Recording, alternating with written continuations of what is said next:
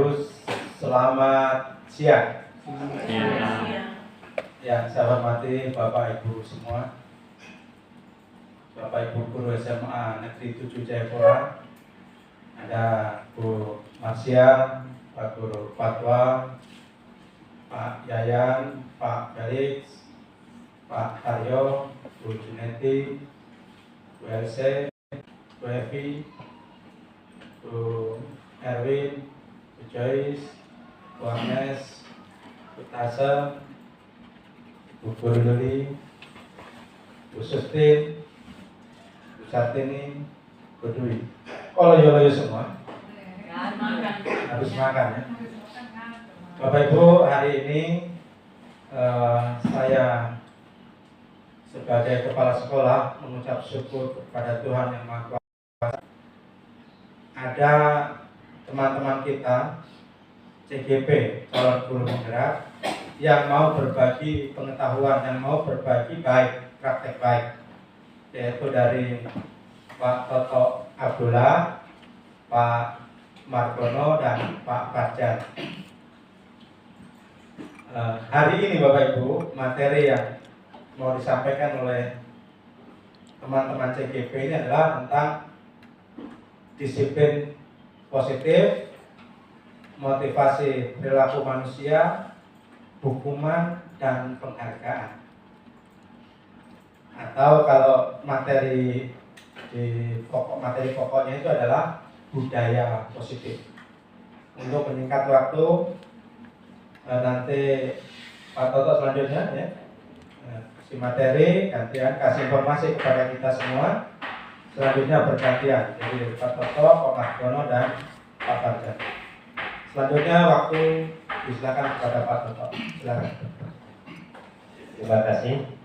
Yang terhormat Bapak Kepala Sekolah, yang sekaligus calon guru penggerak, Pak Fajar, Wakasek Guru, dan Bapak Ibu Wakasek Ibu Luli, Wakasek Humas dan Ibu Marsya, Wakasek Siswaran, dan Bapak Ibu semuanya.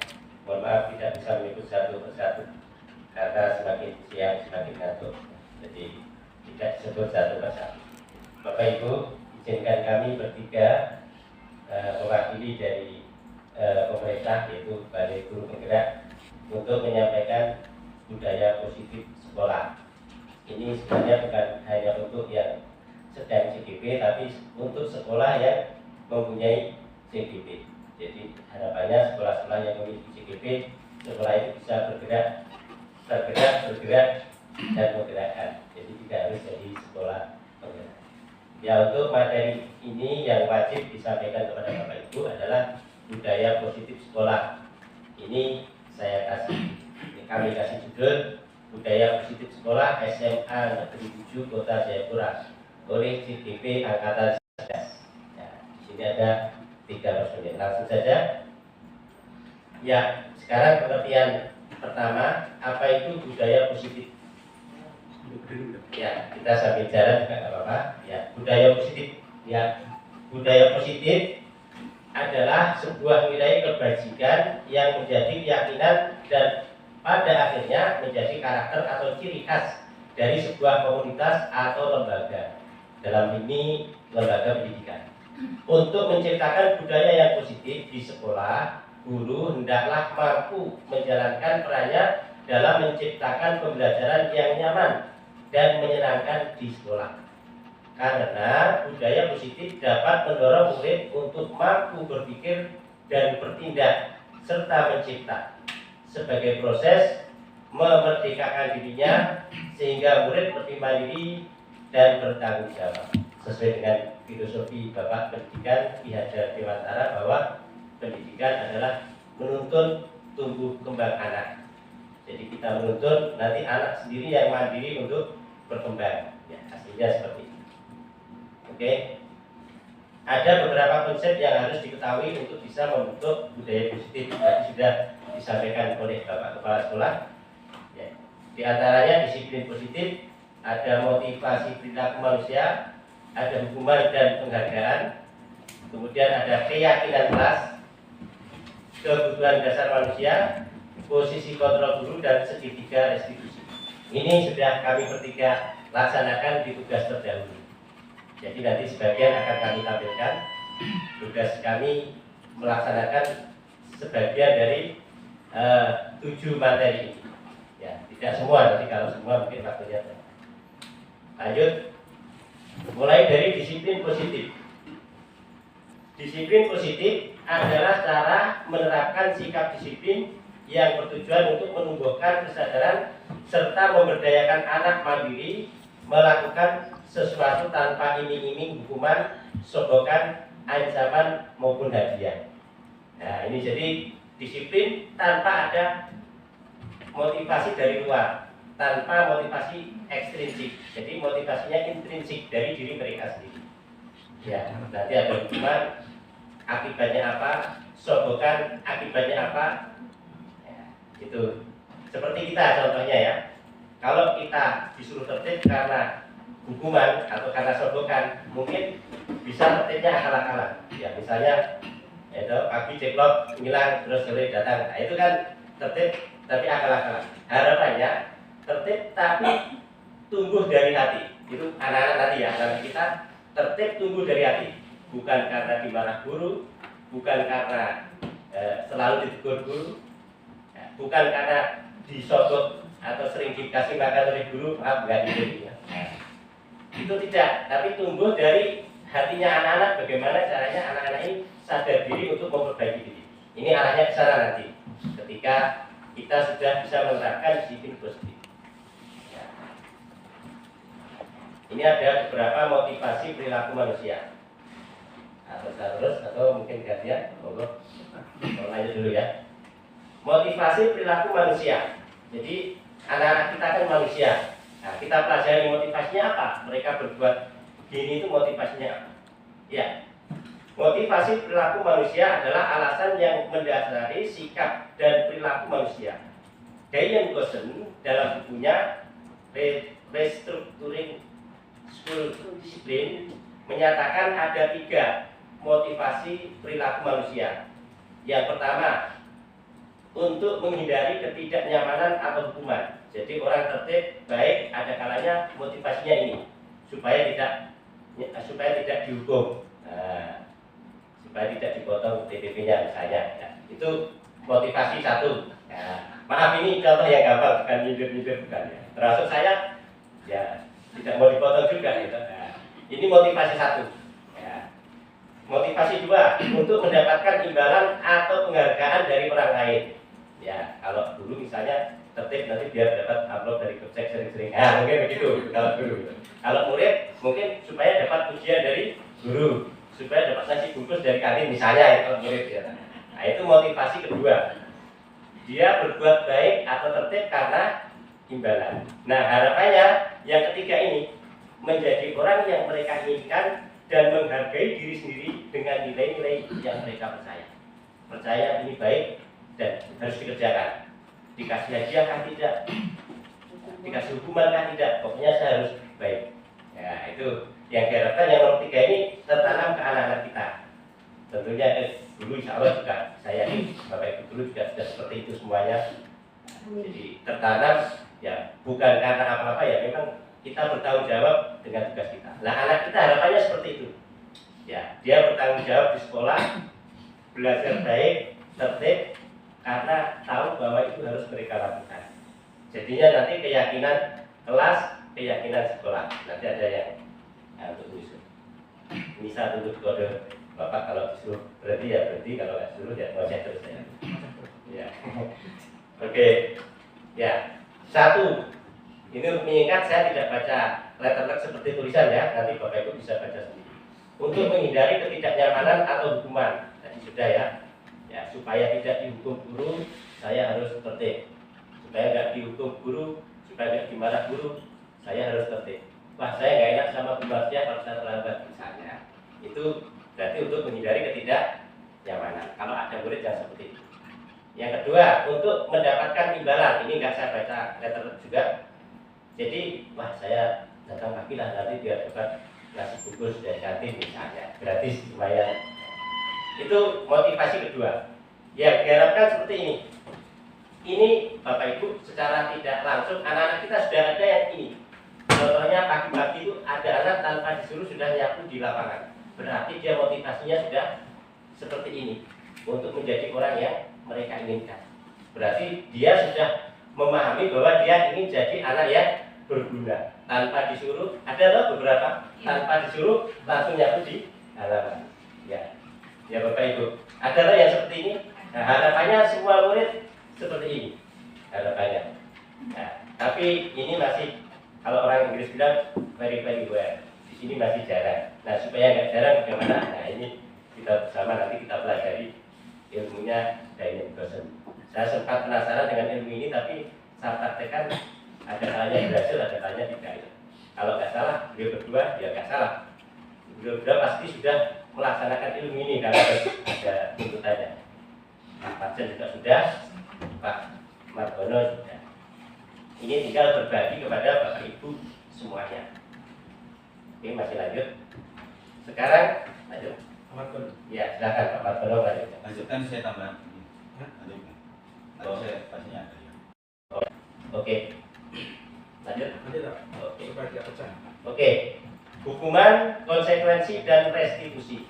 Ini nanti. Ini ada 3 Bapak Ibu. Iya, ada 3. Konsekuensi, restitusi. Hukuman, konsekuensi, restitusi. Ini untuk membentuk budaya positif tadi.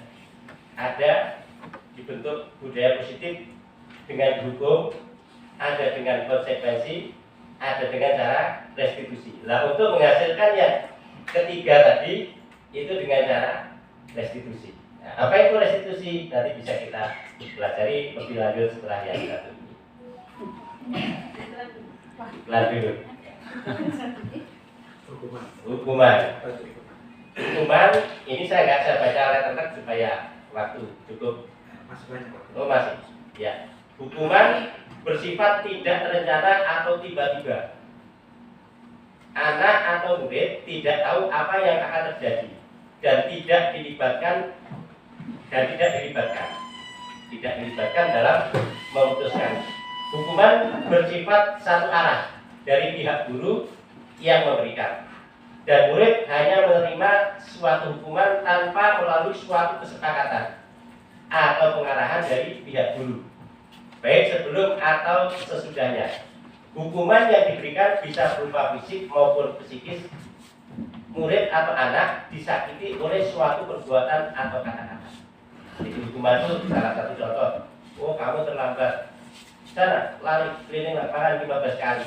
Nah, berarti antara kesalahan dengan hukuman ini nggak terukur.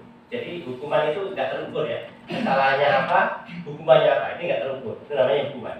Atau anak datang terlambat kita maki-maki di depan sana, itu juga bentuk hukuman. Ya, terlambatnya 5 menit, maki-makinya seperempat jam misalnya. Ini nggak terukur. Maaf ini bukan ini ya. Ini mohon maaf. Ini apa? Bukan menyindir, tidak bisa. Kayaknya nggak ada di sini buruan. Mungkin Bapak Kapten bisa. Ya, betul Bapak Ibu. Yang hukuman ini mungkin yang biasa sering terjadi. Yang ini Bapak Ibu ada tiga hal yang diinformasikan: hukuman, konsekuensi, dan restitusi. Dan hukuman itu kan kita sudah baca tadi dari Pak Toto sampaikan tidak terencana atau muncul tiba-tiba. Anak atau murid tidak tahu apa yang akan terjadi dan tidak dilibatkan, tidak juga terukur. Jadi ini informasi yang terjadi saat ini. Nanti kita lihat pada sesi berikutnya tentang konsekuensi. Tadinya Pak Alya. Ada kabar? Dia Pak Margono. Lanjut. Oke. Jadi Pak Margono jadi instruktur sekarang. Konsekuensi. Ini karena panjang, jadi saya rangkum saja ya. Konsekuensi ini dalam rangka penegakan disiplin, tapi terencana dan terukur. Dan tetap anak belum dilibatkan, tapi ini terencana dan terukur. Misalnya sudah ada aturan, atau kalau mengotori ruangan berarti konsekuensinya membersihkan. Ini berarti terukur dan ada terencananya. Misalnya kalau terlambat berarti harus nanti menambah jam setelah pulang misalnya. Ini berarti konsekuensi. Ya, ini. Jadi ada rencana baik, kemudian walaupun anak nggak dilibatkan, tapi ini ada terukur antara kesalahan dan konsekuensi. Beda dengan hukuman tadi nggak ada ukuran. Menurut? Betul Bapak Ibu ya. Tadi hukuman, sekarang ini konsekuensi. Nah, mungkin Bapak Ibu di sini ada yang pernah melakukan dua hal ini yang pernah dilakukan. Siapa? Coba bersuara. Silakan. Mungkin ada yang Bapak Ibu yang mau bersuara, cerita kasusnya apa untuk jadi pengalaman. Siapa yang berani bercerita Bapak Ibu? Mana yang hukuman, mana yang konsekuensi. Sebelum kita masuk di restitusi, ada yang indah di restitusi. Tapi yang dua ini yang biasa kita sering lakukan. Silakan Bapak Ibu. Mungkin suaranya Bapak Ibu ada yang masuk di rekaman. Silakan. Pak Guru mungkin yang pernah mungkin terjadi pada saat kasus hukuman atau kasus konsekuensi. Ya, Bapak saya juga pernah. Mungkin dia juga Oh iya pernah. Ya. Tanya Pak pada waktu kecil. Iya sekarang di sekolah. Pada saat guru. Di sini belum pernah jadi. Belum. Oh. Bapak Ibu yang lain mungkin ada yang sudah pernah. Ini pelaku atau Ya misalnya anak terlambat, Bapak Ibu hukum. Nah, cerita sedikit di situ. Silakan. Saya kasih kesempatan. Terima kasih Ibu. Salut. Terima kasih Bapak memberikan hukuman. Ini pengalaman saya pernah memberikan hukuman ke anak yang kecil ya Pak. Iya, iya. Pernah menghukum ke anak. Hukum ke anak saya ya masih eksportir. Kalau anak-anak terlambat itu, saya suruh anak-anak angkat sampah di ujung sana. Dari sana angkat sampai buang di situ.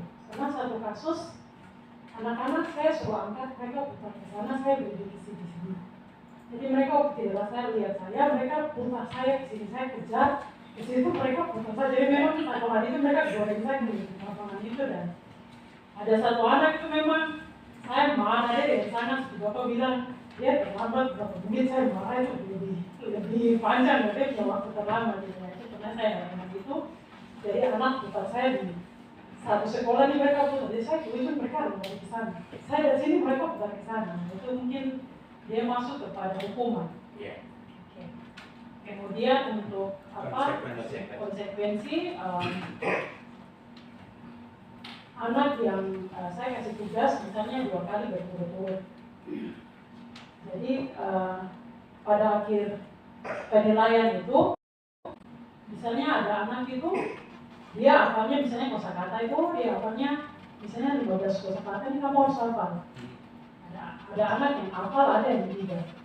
Hari berikut lagi mata tema yang baru kosakata dia tidak hafal lagi. Jadi 2 kali berturut-turut itu memang saya kasih nilainya itu di bawah. Walaupun kadang saya lihat dia jawabnya benar, tapi saya ragu dia punya jawaban. Ini betul murni dia punya kerja atau tidak? Karena saya tahu berapa kali pertemuan itu setiap tema itu dia tidak hafal kosakata. Ya itu mungkin konsekuensi ya. Itu contoh yang terjadi. Apakah benar itu konsekuensi atau tidak nanti Bapak bertiga bisa memutuskan. Mungkin saya sedikit tambahkan. Atau ini dulu atau ya beliau tadi. Oh iya. Nanti baru beliau. Oke. Satu coba ya. Pak itu yang jawab beliau. Nanti saya bawa ke sana. Oke. Ya, terima kasih Pak Kepala Sekolah. Dan Insyaallah terima kasih pengalamannya, berbaginya. Ya betul, yang pertama tadi adalah hukuman karena dengan terlambat terus disuruh ngangkat sampah. Jadi mungkin nggak ada hubungannya antara terlambat dan mengangkat sampah. Dan ngangkat sampah nggak ada ukurannya seberapa sampahnya. Terlambat seberapa, sampahnya seberapa kan nggak ada ukuran. Ya, itu betul itu hukuman. Kemudian yang kedua betul konsekuensi karena memang ada ukurannya. Karena tadi sering nggak masuk, berarti nilainya di apa istilahnya diperberat gitu ya. Ya walaupun mereka dapat nilai bagus, Ya. tapi saya ragu juga Ya. nilai itu apakah itu murni Ya itu dia betul. ya. Ya betul itu konsekuensi karena sering nggak masuk maka rentang penilaiannya lebih diperberat. Ya, bobot penilaiannya lebih diperberat. Ya konsekuensi. Oke, sudah. Selanjutnya Pak silakan. Silakan. Terima kasih atas waktu yang diberikan. Jadi saya tidak begitu paham, tapi setelah bicara saya ada paham sedikit apa itu hukuman dan apa itu konsekuensi dan apa namanya yang berarti restitusi. Ya. Jadi kalau yang berhubungan dengan hukuman seperti yang tadi Pak sudah jelaskan bahwa itu tidak ada apa namanya ukuran, sementara apa konsekuensi ada ukuran. Jadi setiap saat kita lakukan apa yang sudah kita lakukan di sini, macam beberapa tahun yang lalu kita disiplinkan anak-anak, ada yang kita lakukan semacam hukuman, tetapi juga ada yang kita lakukan semacam apa namanya konsekuensi. Di mana saya lihat itu kalau hukuman berarti tidak ada solusi untuk bagaimana menangani masalah itu.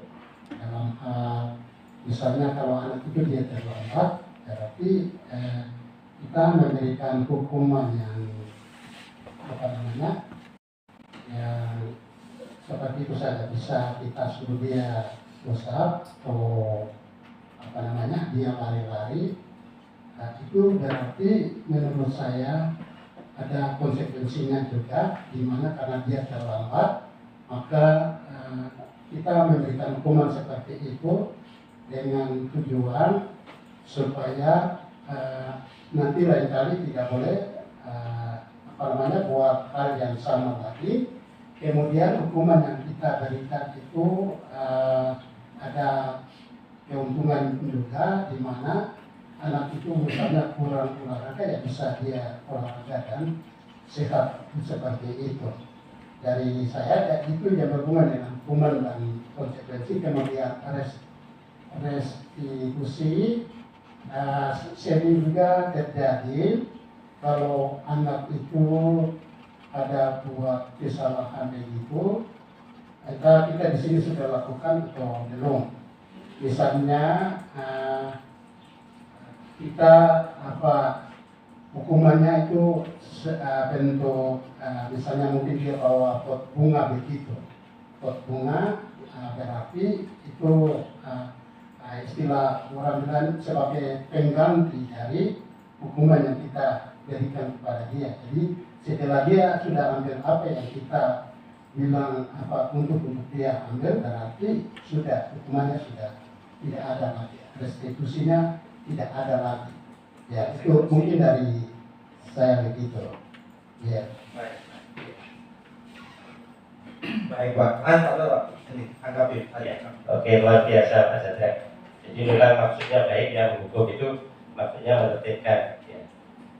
Ya, cuma nanti ada teori kita dari Jaya Gosen itu, ya memang ada arahnya harus dihukum, tapi akan lebih bagus menurut ini Jaya Gosen nanti ke arah restitusi.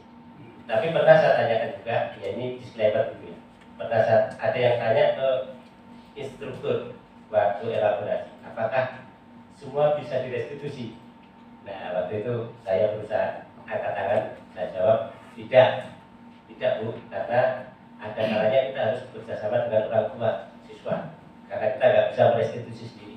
Ada kalanya juga kita harus bekerjasama dengan kepolisian. Nah, pernah terjadi. Ya Pak, saya setuju. Jadi instruktur juga setuju. Jadi tidak semua bisa direstitusi, tetapi kita berusaha yang normal, anak yang normal itu kita lakukan yang baik dulu dengan cara restitusi. Kira-kira begitu Pak ya. Ya, mohon maaf ya. Apa itu restitusi? Lanjut Pak. Oh nanti. Baik Pak, saya Ya. restitusi Pak. Pakai itu adalah Oh ya. slide-nya restitusi. Ya. Slide. Oh ya. Bapak Ibu, mungkin Bapak Ibu bisa melihat ini. Jadi yang tadi itu hukuman, konsekuensi dan restitusi. Yang sekarang model baru yang saya baru dengar juga ini adalah restitusi ini yang baru. Ya kita baca sama-sama Bapak Ibu, kita baca sama-sama. Jadi restitusi itu adalah proses menciptakan kondisi bagi murid untuk memperbaiki kesalahan mereka, sehingga mereka bisa kembali kepada kelompok mereka dengan karakter yang lebih kuat atau lebih baik. Restitusi juga merupakan proses kolaboratif yang mengajarkan murid untuk mencari solusi untuk masalah mereka sendiri dan membantu murid berpikir tentang orang seperti apa yang mereka inginkan dan bagaimana mereka harus memperlakukan orang lain. Ini restitusi. Nah, di restitusi ini pendalamannya ada apa? Tiga segitiga restitusi. Nanti ada di belakang. Tapi konsepnya ada di sini. Pak, di slide-nya berapa? Slide terakhir. Nah, sebelum masuk ke arah sana, Bapak Ibu, ada filenya itu urutannya memang ini dulu, baru kebutuhan dasar manusia, baru segitiga restitusi. Tapi segitiga restitusi itu adalah segitiga untuk menyelesaikan masalah-masalah yang menyebabkan anak itu sadar akan kesalahannya dan kembali kepada posisi yang benar. Tapi sebelum masuk ke sana, Pak, slide yang berikutnya dia membahas nama, Pak, keyakinan kelas. Nah, keyakinan kelas ini sesuatu kebajikan yang disepakati dan diyakini untuk diamalkan di kelas. Keyakinan kelas bisa berasal dari kesepakatan kelas yang diubah menjadi kalimat positif. Bapak Ibu, nanti ke depan ini untuk memudahkan kita dalam menertibkan siswa, kita akan buat kesepakatan dengan anak. Jadi supaya anak yang tersebut dilibatkan. Selama ini kan kita buat tata tertib sekolah kan begitu. Tapi ya dari kita, bukan dari mereka. Nanti ke depan kita akan buat kesepakatan dengan siswa. Anak ini bagaimana, mau bagaimana. Kita juga maunya bagaimana supaya dua-duanya ini sepakat. Dengan sepakat itu apa yang kita harapkan bersama lebih mudah terwujud. Ya, mohon maaf, ini keyakinan kelas grup B, bukan bermaksud mengajari, ini saya coba-coba. Ada kita.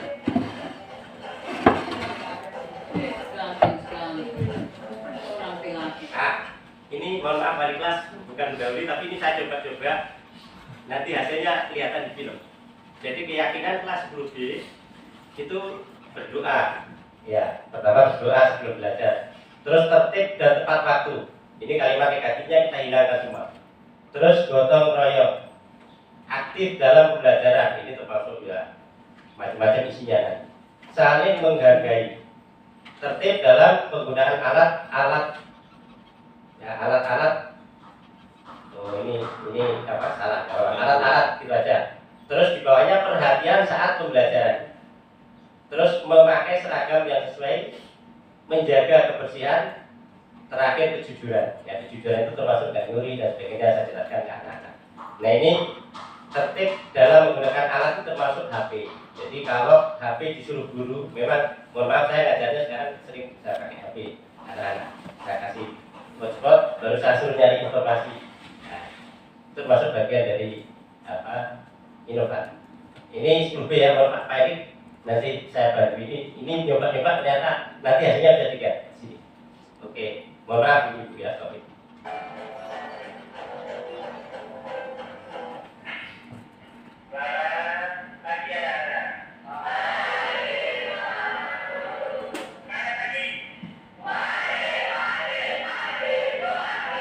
Ya, ini bukan settingan, ini saya alami saja, alami berjalan, bukan saya setting saya suruh begini ya.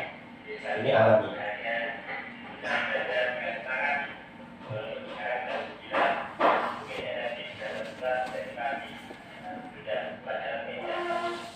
Saya skip ya cepat ya.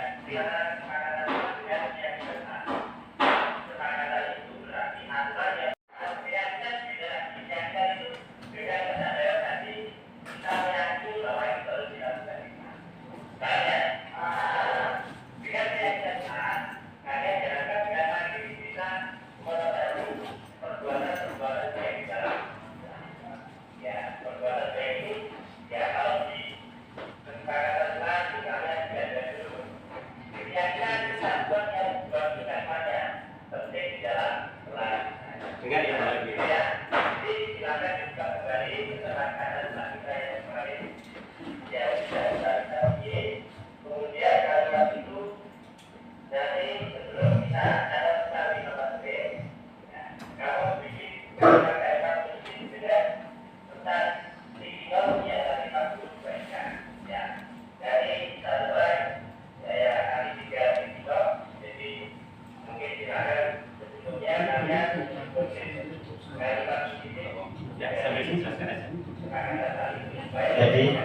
10B ini sebelumnya sudah saya ajak bikin keyakinan atau kesepakatan kelas. Tapi kalimatnya negatif, tidak, malas, tidak. Saya suruh jadi keyakinan supaya positif seperti kalimat tadi.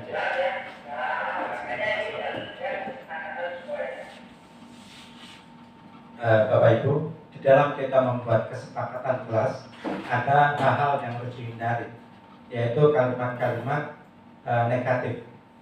Jangan, ya, itu jangan ada. Karena menurut psikologi manusia ini dari BK lebih paham. Kalau dibilang jangan kamu, misalnya jangan kamu, misalnya bilang ya, jangan kamu mencuri, malah mencuri. Karena di alam bawah sadar itu dia tidak mengenal kata jangan. Dia tidak kenal kata sadar kita. Jadi oh ternyata begitu. Jadi kami juga baru mendapat informasi di khususnya di penguatan CGP ini, kalau kita membuat kesepakatan menghindari kata jangan dan tidak. Misalnya jangan malas, ya kita rubah menjadi rajin, belajar, rajin. Kita buat begitu supaya itu yang tertanam di memorinya anak-anak. Kata jangan tidak masuk di bukunya. Di alam bawah sadar kita nggak akan masuk. Itu yang saya catat di titik penting ketika kita membuat kesepakatan. Gitu Pak ya? Ya. Ini cuma seperempat jam. Kemudian kita berdoa dulu supaya dapat pemikiran yang bagus. Berdoa dulu supaya dituntun oleh Tuhan dalam berpikir membuat keyakinan. Ya, skip aja. Nah ini doa. Nah terus saya bagikan sticky note. Ya, bagi semua. Dari sini nanti saya suruh nempel ke papan tulis. Ya, saya suruh nempel ke papan tulis. Sudah semua. Saya baca satu-satu, kemudian saya rangkum. Rangkumannya saya tulis di sampingnya sini. Ya, ini ya. Terus setelah itu, ya kita rangkum dari tulisan anak-anak ini. Kita baca satu-satu. Begini. Terus Tapi masukkan Pak, berikutnya mungkin kalimatnya jangan ditempel di papan tulis, nanti speakernya ada ingat di situ. Itu kan mudah ya. Untuk berikutnya. Ya, untuk berikutnya pakai anu ya. Pakai kertas ini ya, karton. Oke, lanjut. Jadi ini yang belum tercover, siapa yang merasa belum tercover usulannya? Saya tanya satu-satu. Ya, ada yang semua ini ada di sini. Jadi dirangkum.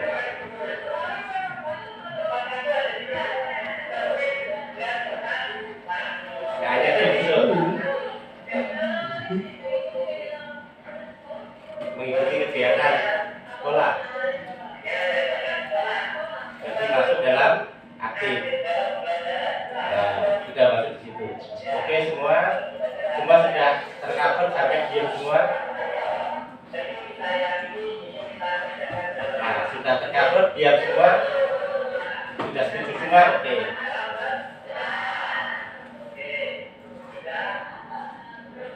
Nanti sampai tinggal jalankan.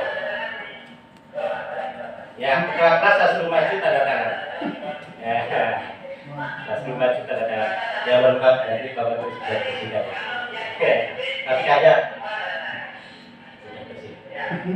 Ya, ketua kelas tanda tangan di bawah sini. Mohon maaf, tulisan saya sudah mungkin salah cita-cita ya. Maunya jadi dokter terus baru jadi guru, itu sudahnya ya dokter. Ya. Ya. Ini salah satu siswa untuk kamera karena ini tugas CGP jadi harus disortir. Tapi paling tidak mudah-mudahan kelas saya juga bisa diterapkan seperti ini.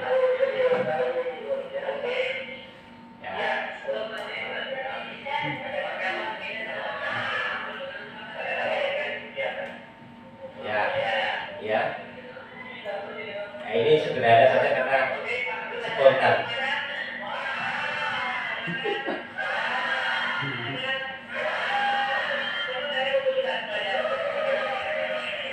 mereka sepakat ini tidak saya baca, tidak saya setting.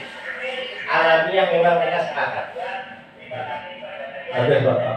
Bagi itu Bapak Ibu sekalian, kamera itu ketika dia goyang-goyang, mata kita juga ikut goyang-goyang. Dan efeknya juga kalau kestabilan kita punya saraf itu tidak stabil baik, pusing akhirnya nanti. Jadi solusinya itu hal yang negatif.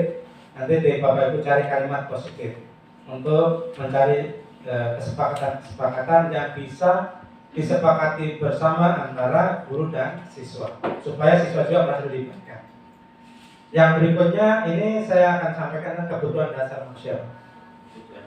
Ya, Bapak Ibu, 5 kebutuhan dasar manusia. Ini saya sampaikan saja. Nanti Bapak Ibu membaca sendiri tentang ini. Kebutuhan tentang bertahan, kebutuhan tentang kasih sayang dan rasa diterima, kebutuhan kekuasaan dan penguasaan, kebutuhan kebebasan. Kita tuh kan nggak mau dikekang, kita punya bebas. Kebutuhan tentang kesenangan. Detailnya ini nanti Bapak Ibu cari informasi sendiri, gampang. Turun lagi Pak, turun lagi. Nah, di posisi kontrol, Bapak Ibu, kita ini sebagai guru ada 5 posisi kontrol kita. Ini kalau saya salah sebut masalah. Jadi posisi kontrol itu sudah disampaikan di situ. Bapak bisa baca. Berikut ini akan disampaikan suatu program disiplin positif yang berpusat pada murid yang dikembangkan oleh Diane Gosset dengan pendekatan restitusi yang disebut dengan 5 posisi kontrol. Diane Gosset dalam bukunya Restitusi Restructuring School Discipline tahun 98 mengemukakan bahwa guru perlu meninjau kembali penerapan disiplin di dalam ruang-ruang kelas mereka selama ini. Apakah telah efektif, apakah berpusat, memerdekakan, dan memandirikan murid, bagaimana dan mengapa. Melalui serangkaian riset, melalui riset Bapak Ibu. Apakah posisi kontrol itu? Ini saya sebut. Pertama tentang penghukum, Pak. Jadi kadang kita itu berposisi sebagai penghukum. Yang kedua sebagai pembuat rasa bersalah. Yang ketiga sebagai teman. Yang keempat kita bisa berposisi sebagai pemantau. Yang kelima bisa sebagai manajer.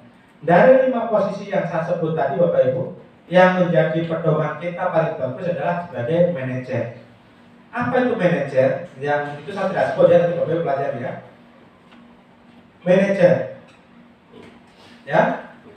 Posisi manajer itu adalah posisi kontrol yang disarankan untuk membimbing murid memiliki sikap disiplin yang positif, yaitu murid yang mandiri, bertanggung jawab, dan dapat memecahkan masalah. Tujuan dari posisi ini adalah agar murid bisa merefleksi atas tindakannya.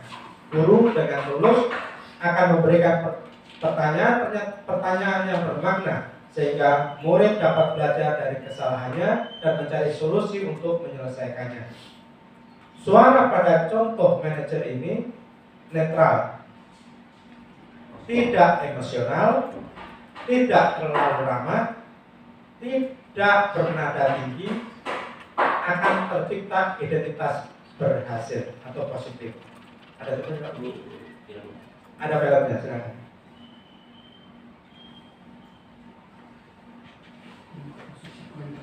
Posisi kontrol ada 5 kan? Salam bahagia Ibu dan Bapak Guru hebat. Dalam penerapan disiplin positif restitusi, salah satu program yang digunakan adalah 5 posisi kontrol. 5 posisi kontrol dan restitusi adalah proses perjalanan seorang pendidik agar dapat mengenali dirinya. Pada video kali ini, kita akan membahas tentang 5 posisi kontrol yang dikembangkan oleh Diane Gosset dan contoh penerapan.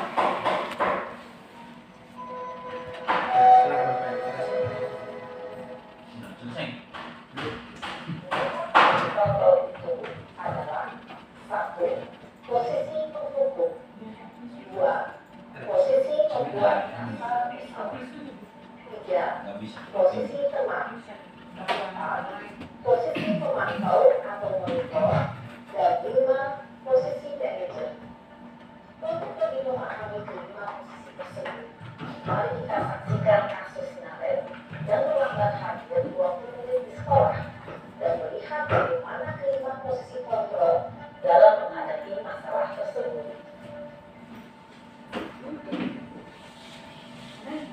Bu.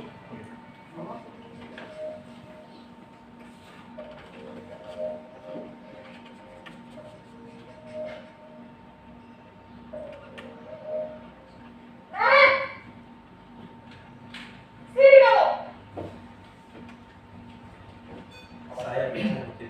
Selalu terlambat. Kamu deh, pasti terlambat. Maaf, saya Apa? Apa coba? Alasan kamu apa lagi?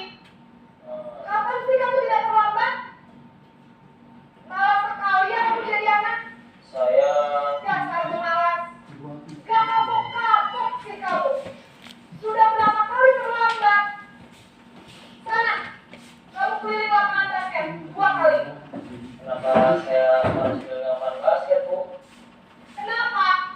Kamu salah itu. Berani-beraninya jawab. Sudah terlambat, masih berani jawab pula. Sekarang, keliling lapangan basket 5 kali sekalian. Biar kapok. Cepat. Pergi sana ke lapangan basket. Posisi penghukum biasanya berbicara dengan nada tinggi, menghati, menunjuk-nunjuk, menyakiti, dan menyindir. Hukuman bisa berupa fisik maupun psikis. Ibu dan bapak guru hebat. Dampak yang terjadi pada murid ketika guru berada pada posisi penghukum adalah murid cenderung akan memberontak, bahkan menyimpan dendam.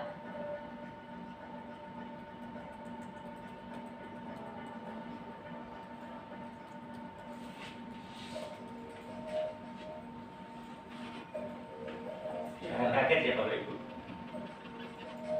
Ini membuat rasa bersalah. Ya, masih kenceng.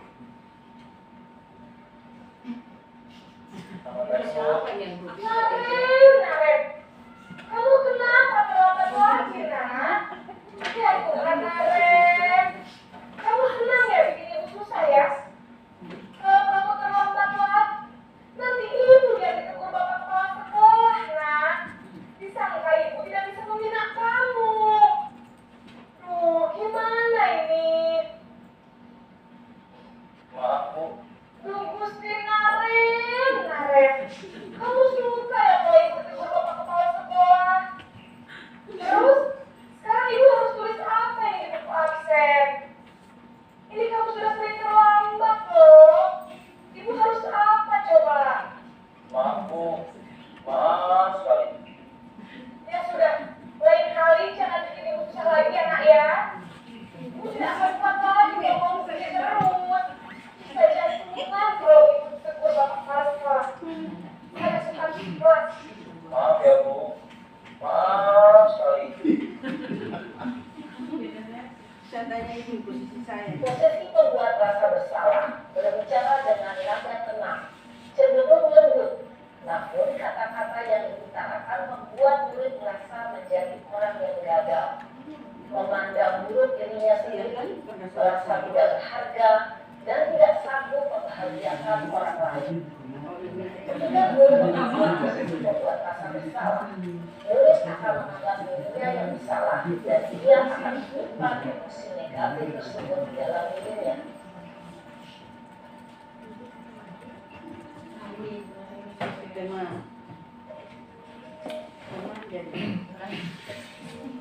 Masih kenceng juga ya. Dia sebagai teman ya, posisinya Pak.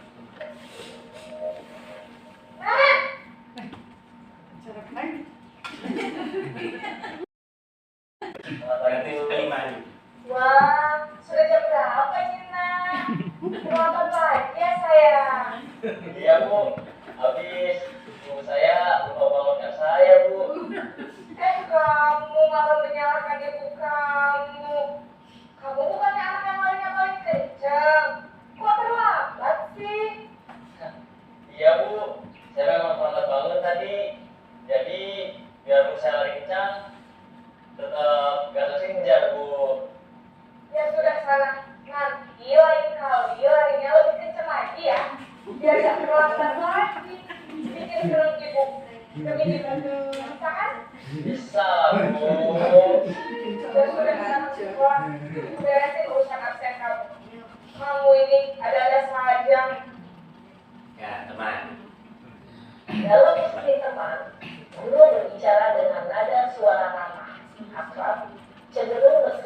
control untuk menjaga suasana tetap santai. Murid akan merasa senang, aman, dan akrab dengan guru. Identitas yang tercipta adalah identitas sukses atau berhasil. Namun, perlu diingat, karena ini masih dorongan eksternal, maka ada faktor ketergantungan dari murid kepada orang tertentu. Di sini, guru absennya, sehingga di lain waktu, murid bisa berperilaku baik, namun hanya kepada orang-orang tertentu saja.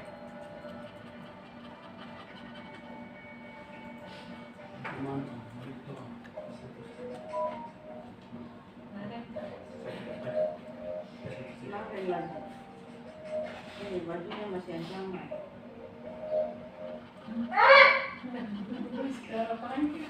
Ini kayaknya film yang sama. Baik Bu. Naren, apa peraturan sekolah kita tentang jam berapa kita harus masuk sekolah, kan? Kita harus di sekolah jam 7 Bu. Iya betul, sekarang sudah jam 7.20. Naren sudah tahu konsekuensinya jika melanggar hadir. Paham Bu. Saya harus tinggal kelas pas jam istirahat selama 20 menit. Iya benar, konsekuensinya demikian. Jadi nanti jam 9.30 pas istirahat, kamu harus tinggal di kelas, kerjakan tugas tambahan untuk ketinggalan kamu, ya? Baik Bu. Posisi pemantau mengandalkan penghitungan atau data untuk mengontrol murid.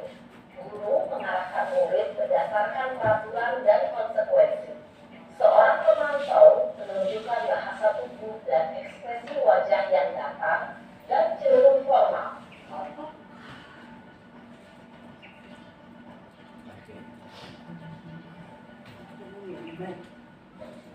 Ini proses terakhir Bapak Ibu. Saya kira Pak Amin Bagi sama-sama. Saya kaget Mas Kinca. Masukkan tunjuk juga. Baik Bu. Selamat pagi, Naren. Maaf Bu. Saya terlambat. Ya, sekolah masuknya jam 7, sekarang sudah jam 7.20. Jadi sekarang bagaimana ya, Naren? Maaf Bu. Saya lupa alarm saya semalam. Baiklah, menurut kamu, keyakinan sekolah yang mana yang perlu kamu tingkatkan? Menghargai diri sendiri dan orang lain mungkin ya Bu. Setuju. Jadi, apakah Naren meyakini prinsip saling menghormati tersebut? Iya Bu. Saya meyakininya. Apakah Naren bersedia memperbaiki masalah keperluan badan ini? Bersedia Bu. Bagaimana kamu akan memperbaiki masalah keperluan badan ini? Saya akan coba untuk tidak lupa menyetel alarm saya Bu. Baik, kalau Naren mempunyai alarm di rumah, ada orang yang kira-kira bisa bantu mengingatkan tidak? Ada Bu. Kakak saya, Kak Emma. Ada lagi selain Naren? Selain Kak Emma, ada ibu saya. Baik, jadi yang membutuhkan Naren adalah Kak Emma dan ibu ya. Kira-kira akan mulai alarm kapan nih Naren? Setelah pulang sekolah, akan segera saya lakukan. Baik, jadi Naren akan setel alarm untuk bangun besok pagi dan akan diingatkan oleh kakak dan ibu Naren ya. Ada lagi yang mungkin perlu dilakukan Naren? Agar tidak terlambat jauh lagi. Tidak ada Bu. Baik Naren, terima kasih untuk kerjasama kamu. Sekarang kamu perlu kembali ke kelas lagi. Baik Bu, terima kasih. Posisi manajer adalah posisi kontrol yang disarankan untuk membimbing murid memiliki sikap disiplin yang positif, yaitu murid yang aktif, bertanggung jawab, dan dapat memecahkan masalah. Tujuan dari posisi ini adalah agar murid dapat berefleksi atas tindakannya. Guru akan dengan tulus memberikan pertanyaan-pertanyaan bermakna, sehingga membuat murid dapat belajar dari kesalahannya dan mencari sebuah solusi untuk menyelesaikannya. Ibu dan Bapak guru hebat, setelah mengamati adegan kelima posisi kontrol tadi, kira-kira posisi mana yang paling ideal? Posisi mana yang dapat menunjang motivasi intrinsik murid? Ya, tentu posisi manajer. Posisi ini memang posisi ideal dan ini dituju setiap murid. Pada posisi inilah, guru dapat menerapkan disiplin positif yang berpihak pada murid, yang memerdekakan murid. Perjalanan seorang pendidik tentunya tidak mudah untuk sampai pada posisi seorang manajer. Namun, tujuan kita pasti, yaitu menciptakan murid-murid yang mandiri, merdeka, dan bertanggung jawab. Semoga penggambaran 5 posisi kontrol yang telah diperlihatkan ini dapat menjadi ajang refleksi bagi kita semua, agar dapat terus mengasah dan menerapkan disiplin positif yang memerdekakan murid. Mari terus berlatih dan bersemangat. Selamat menerapkan. Salam dan bahagia Ibu dan Bapak Guru hebat. Demikian Bapak Ibu untuk 5 posisi kontrol. Tidak usah kami jelaskan, beliau punya penjelasan lebih dekat daripada kami jelaskan. Selanjutnya yaitu sisi segitiga restitusi. Alat barang mungkin Bang. Suaranya cuma masuk Bang. Ya, menurut Diana Gos ya, dalam bukunya Restitution tahun 2001, berarti beliau menulis buku telah merancang sebuah tahapan untuk memudahkan para guru dan orang tua dalam melakukan proses untuk menyiapkan anaknya untuk melakukan restitusi. Bernama segitiga restitusi, restitution triangle. Ini baru saya temui 1 kali, ada segitiga baru. Aneh juga segitiga. Jadi segitiga itu 3 posisi Bapak Ibu.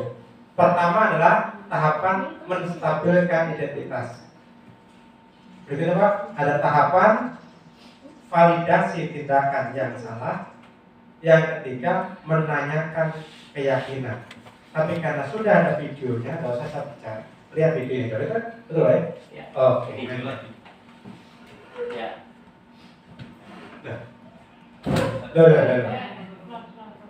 Ini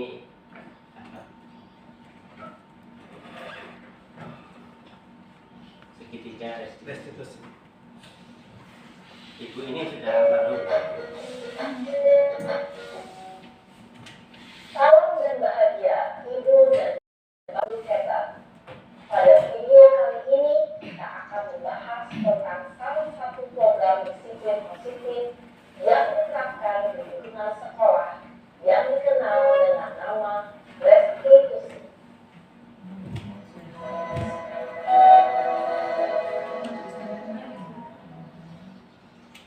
Restitusi dikembangkan oleh pakar pendidikan Diane Gosset, berlandaskan pada teori kontrol Dr. William Jason. Segitiga restitusi adalah suatu proses dialog yang dijalankan oleh guru atau orang tua agar dapat menghasilkan murid yang mandiri dan bertanggung jawab. Pada saat guru di posisi manajer, aspek yang dikembangkan pada murid adalah motivasi intrinsik, sehingga penanaman nilai-nilai kebajikan dapat tumbuh dan berkembang menjadi suatu kebiasaan positif yang akhirnya membentuk karakter hidup. Proses dialog ini terdiri dari 3 langkah yang digambarkan pada ketiga sisi pada segitiga restitusi. Sisi pertama adalah menstabilkan identitas. Sisi yang kedua adalah validasi tindakan yang salah. Dan sisi yang ketiga adalah menanyakan keyakinan. Ibu dan Bapak Guru, berikut ini akan menunjukkan bagaimana seorang guru berada dalam posisi manajer menggunakan penerapan segitiga restitusi.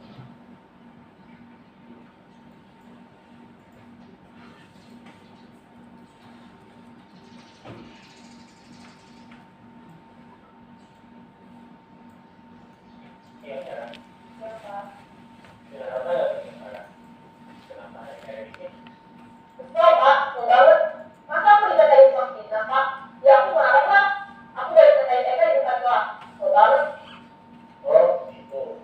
Ya pasti kamu marah dan kesal. Bapak juga akan marah apabila ada yang menuduh Bapak seperti itu. Kemudian pada saat itu kamu melakukan apa?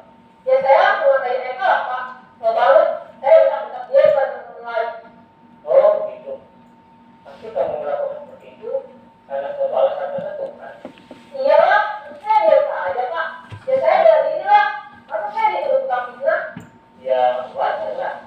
Mempertahankan harga diri itu sesuatu yang penting buat kamu. Untung kamu tidak memiliki kegagalan yang bersangkutan. Iya Pak. Untung saya masih bersabar dan hanya mendekat saja. Sudah tugas padahal saya pasti bela diri lah. Ya pasti ya. Tapi kamu memilih untuk tetap bertahan dan bersabar. Kamu memilih untuk tidak berbuat lebih parah lagi kan? Iya. Nah, sekarang coba kita lihat lagi tindakan kamu yang menyampaikan keyakinan apa tindakan kamu itu kira-kira sesuai dengan keyakinan kelas atau prinsip kamu tidak? Enggak lah Pak, capek Pak jadi kemarin.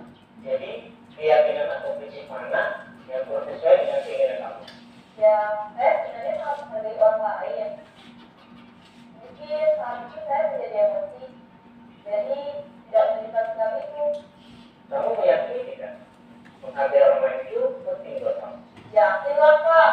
Iya, setuju. Kita harus saling menghargai. Namun ada juga keyakinan yang kita sepakati yang perlu kita jalankan. Apabila tidak sedang marah, Pak. Ya, saya bisa proaktif mulai dengan diri sendiri.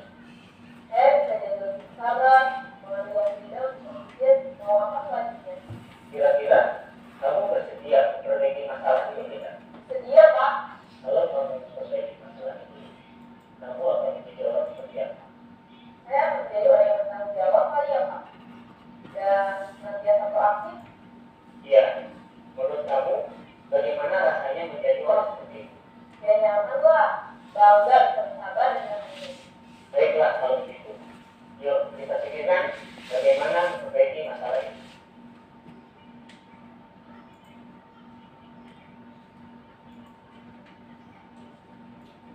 Ibu dan Bapak guru hebat. Baru saja kita menyaksikan contoh bagaimana seorang guru berada dalam posisi manajer menggunakan penerapan segitiga restitusi. Mari kita bahas satu persatu.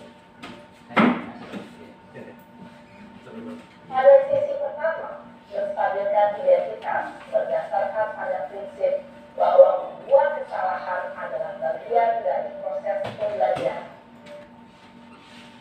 Sisi pertama dari segitiga ini berperan menggeser identitas murid dari identitas gagal ke identitas sukses. Murid yang sedang bertingkah laku yang tidak pantas atau menarik diri saat itu sedang mengalami identitas gagal. Bila kita mengkritiknya, maka posisinya tidak akan berubah. Kita bisa mengajukan pernyataan ini. 1. Membuat kesalahan sesuatu yang wajar. 2. Manusia tidak ada yang sempurna. 3. Kita bisa memperbaiki masalahnya. 4. Saya tidak menanyakan kesalahannya. Saya lebih fokus bagaimana memperbaiki masalah ini. 5. Apakah saat ini kamu pernah menjadi orang yang baik untuk dirimu sendiri? Pada sisi kedua, validasi tindakan yang salah berlandaskan pada prinsip bahwa setiap perilaku berupaya memiliki suatu kebutuhan tertentu. Guru yang telah memahami teori kontrol akan bergeser dari pemikiran stimulus respons menjadi proaktif dan mencoba untuk mengenali tujuan dari perilaku murid, mengenali dan mengakui kebutuhan murid ini dapat memperbaiki hubungan dengan murid tersebut. Pernyataan atau pertanyaan bisa disampaikan dengan nada suara tidak menghakimi atau memojokkan, sehingga dapat mengembalikan murid pada posisi positif. 1. Kamu bisa saja bertindak lebih gegabah lagi dari itu. 2. Kamu bisa melakukannya tanpa suatu alasan tertentu. 3. Kamu melakukannya karena mempertahankan sesuatu yang penting bagi. 4. Mungkin kamu bisa mempelajari suatu perilaku yang bisa lebih efektif. Bersediakah kamu mempelajarinya? Selanjutnya, Kita akan simak sisi terakhir, yaitu menanyakan keyakinan. Teori kontrol menyatakan bahwa pada dasarnya kita termotivasi secara intrinsik. Pada saat perilaku yang salah telah divalidasi dan identitas sukses telah stabil, maka murid telah siap mengaitkan keyakinan-keyakinannya dengan tindakannya yang salah, dan pemikirannya telah bergeser ingin menjadi orang yang lucu. Pertanyaan-pertanyaan ini dapat mengaitkan keyakinan-keyakinan yang diambil murid. 1. Sebagai keluarga atau kelas, apa yang kita yakini? 2. Nilai-nilai apa yang telah kita sepakati? 3. Seperti apa gambaran sebuah kelas yang ideal mereka? 4. Aku ingin menjadi orang seperti apa?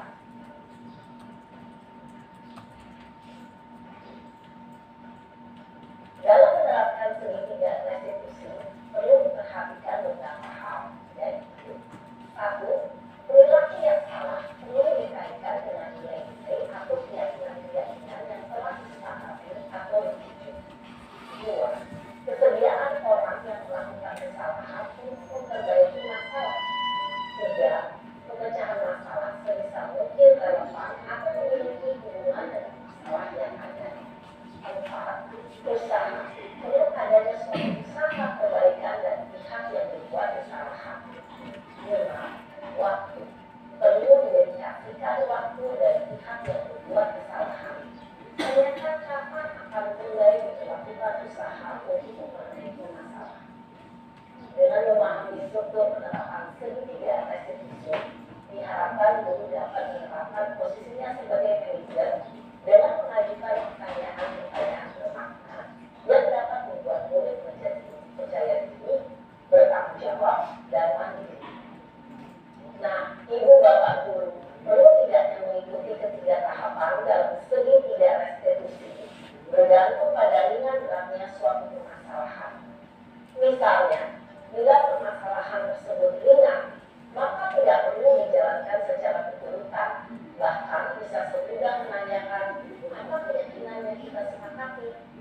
Dengan menjalankan segitiga restitusi, dengan mengajukan pertanyaan-pertanyaan bermakna, diharapkan murid menjadi kuat secara pribadi, dapat membuka wawasan murid agar dapat menyelesaikan permasalahannya sendiri, semakin percaya diri, mandiri, dan merdeka.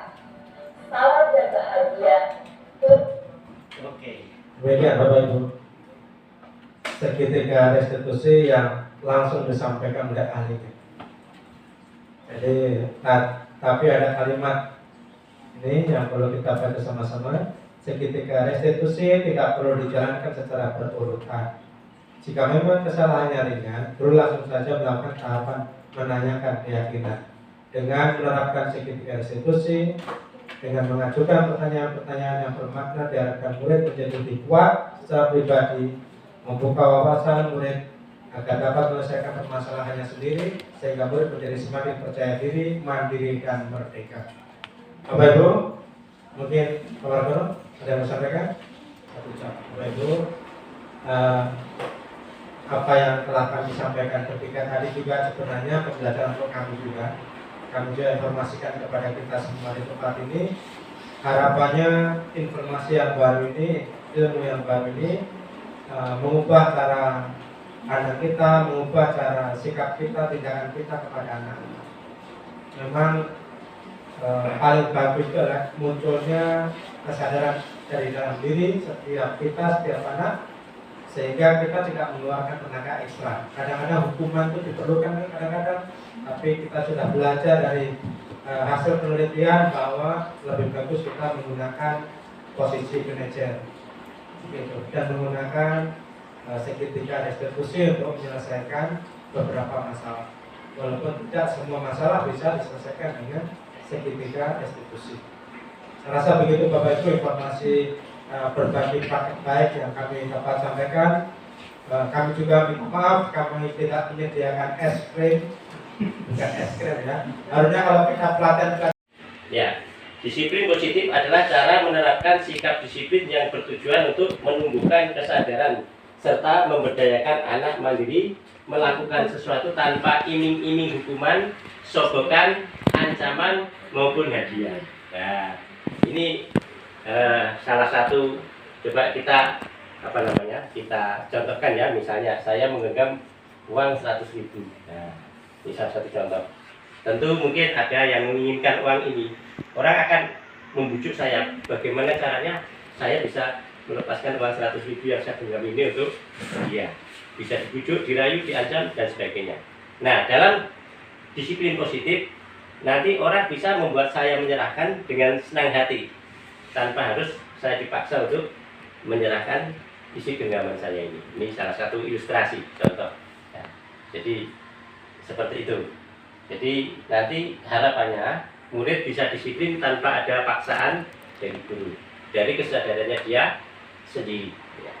Seperti ada sogokan gitu ya, kalau Ya. sogok ya sogokan. Sogokan ini supaya ya sogokan, hukuman itu sama, dihukum supaya tertib, sama dengan disogok supaya tertib, atau ingin dapat ujian. Ya, silakan. Pak, yang menyangkut pembahasan ini, contohnya di SD ini kan, maksudnya kita kan di sekolah pasti punya aturan. Ya. Sepertinya tata tertib berpakaian. Nah, anak diminta berpakaian dari rumah, rapi, Ya. sisip baju, Ya. dari datang sampai pulang. Apakah ini contoh konkretnya? Ya, itu namanya aturan sekolah. Nah, Belum jadi keyakinan. Keyakinan itu nanti kalau itu dikomunikasikan sama anak.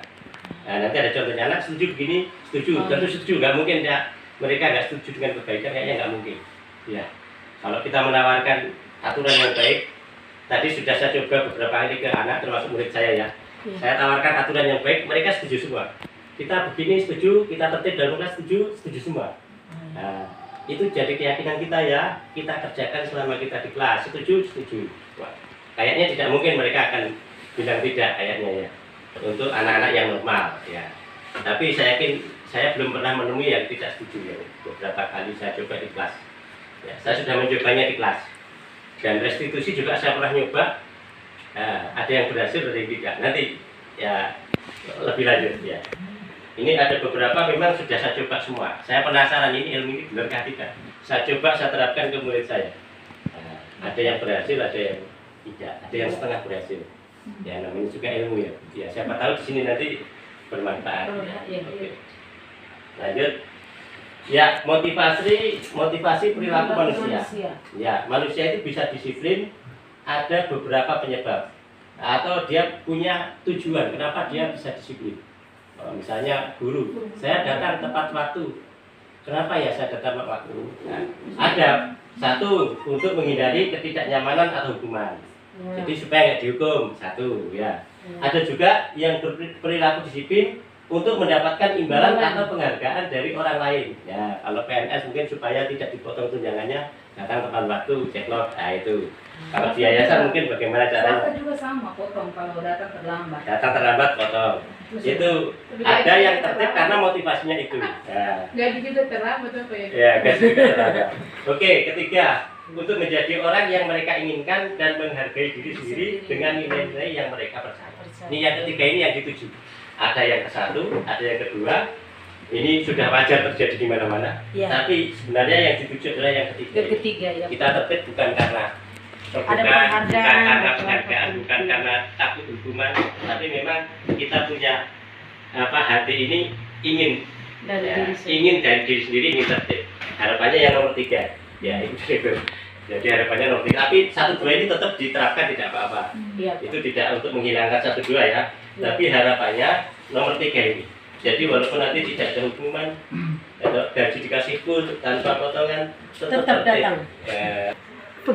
Oh ya, ada rombongan. Oh ya, ada rombongan teman-teman saya. Kinan bilang pengawas. Ya, oh enggak, ada John. Jadi sekarang bukan paling ganteng gitu. Kalau John pergi baru saya paling ganteng. Oke, lanjut ya. Jadi ini motivasi dasarnya. Tadi sudah jelaskan.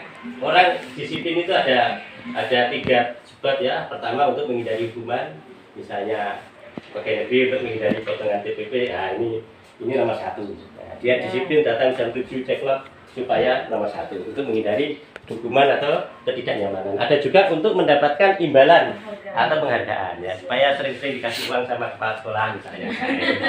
Dan nomor 2. Tapi yang kita harapkan disiplin positif itu di nomor 3 ini, untuk menjadi orang yang mereka inginkan dan menghargai diri sendiri dengan nilai-nilai yang mereka percaya. Ya, jadi tanpa ada penghargaan, tanpa ada hukuman, kita disiplin sendiri. Kalau aturan itu bisa diakali, ya. Aturan itu bisa diakali, terus penghargaan itu kita bisa juga pura-pura baik di depan atasan bisa juga. Ya. Pura-pura tertib ternyata ngilang, ya, itu ada. Tapi kalau sudah nomor 3, karena keyakinan diri ingin jadi orang baik, nah itu tanpa ada penghargaan, tanpa ada hukuman, dia akan tetap bekerja dengan baik. Ya. Itu ya, itu harapannya seperti itu. Nanti kita tanamkan ke siswa juga seperti itu. Contoh ya, bukan ini menyindir Bapak Ibu ya. Ini bukan. Ini contoh saja. Nanti ke siswa juga begitu. Harapannya tanpa dihukum guru, tanpa dimarah guru, harapannya siswa bisa tertib, bisa semangat belajar tanpa ada hukuman, tanpa ada penghargaan dan sebagainya. Karena memang mereka ingin baik. Nah, itu ya, disiplin positif. Lanjut. Ya, ini untuk menghindari ketidaknyamanan tadi saya terangkan contoh-contohnya. Kemudian berikutnya untuk mendapatkan imbalan juga sudah tadi. Untuk menjadi orang yang diinginkan, nah ini ya, supaya nilai-nilai yang baik itu dari dirinya sendiri, bukan dari dorongan eksternal. Nanti murid kita bisa baik tanpa dorongan dari guru. Ya, ya ini ada hukuman, konsekuensi dan restitusi. Ya. Dalam menjalankan peraturan ataupun keyakinan kelas atau sekolah, nanti di belakang ya. Bila mana ada suatu pelanggaran, tentunya sesuatu harus terjadi. Sesuatu harus terjadi. Untuk itu kita perlu meninjau ulang tindakan penegakan peraturan atau keyakinan kelas sekolah kita selama ini. Tindakan terhadap suatu pelanggaran pada umumnya berbentuk sebagai berikut. Nah, pertama itu hukuman, nanti lebih jelasnya bisa dibaca di materi yang di grup ya. Jadi hukuman pertama untuk orang yang melanggar aturan atau melanggar keyakinan atau melanggar kesepakatan, ada yang dihukum. Nah, dihukum itu ya berarti terserah yang menghukum. Tidak ada ukuran antara kesalahan dan hukuman. Misalnya anak datang terlambat 5 menit, sudah kamu push up 100 kali, kan nggak ada hubungannya terlambat dengan push up. Ya. Itu namanya hukuman. Jadi antara hukuman dengan kesalahannya dia tidak ada ukurannya, tidak terukur. Nah, cuma terlambat 5 menit disuruh push up 100 kali. Itu kan namanya nggak terukur. Ini namanya hukuman. Atau dimarah-marah, diomelin oleh gurunya, ini juga termasuk hukuman. Katakan kamu dasar terlambat dan sebagainya, bla bla bla. Ini hukuman. Ya. Ada juga yang kedua, konsekuensi. Nah, yang konsekuensi ini lebih pada ukuran yang tertentu. Misalnya, kamu telah membuat kelas kotor. Apa konsekuensinya? Membersihkan. Jadi ada ukuran yang jelas antara kesalahan dan konsekuensi. Kalau hukuman tadi nggak ada dan tidak ada ukuran jelas. Ini konsekuensi ada ukuran. Oh ya, membersihkan. Kalau mengotori berarti membersihkan. Kalau datang terlambat berarti apa? Yang sesuai dengan keterlambatannya. Oh 5 menit. Misalnya apa, cuci piring apa dan sebagainya. Atau bagaimana semakin lama semakin ditambah hukumannya, apa konsekuensinya maksudnya. Ya. Lanjut, yang ketiga adalah restitusi. Restitusi ini proses menciptakan kondisi bagi murid untuk memperbaiki kesalahan mereka sehingga mereka bisa kembali pada kelompok mereka dengan karakter yang lebih kuat. Ini teori dari Diane Goshen tahun 2004. Nah, restitusi juga merupakan proses kolaboratif yang mengajarkan murid untuk mencari solusi untuk masalah mereka dan membantu murid berpikir tentang orang seperti apa yang mereka inginkan dan bagaimana mereka harus memperlakukan orang lain. Tadinya saya penasaran dengan teori ini. Saya lihat filmnya, terus saya praktekkan di sekolah, ada yang berhasil, ada yang tidak. Karena memang tidak semua bisa direstitusi.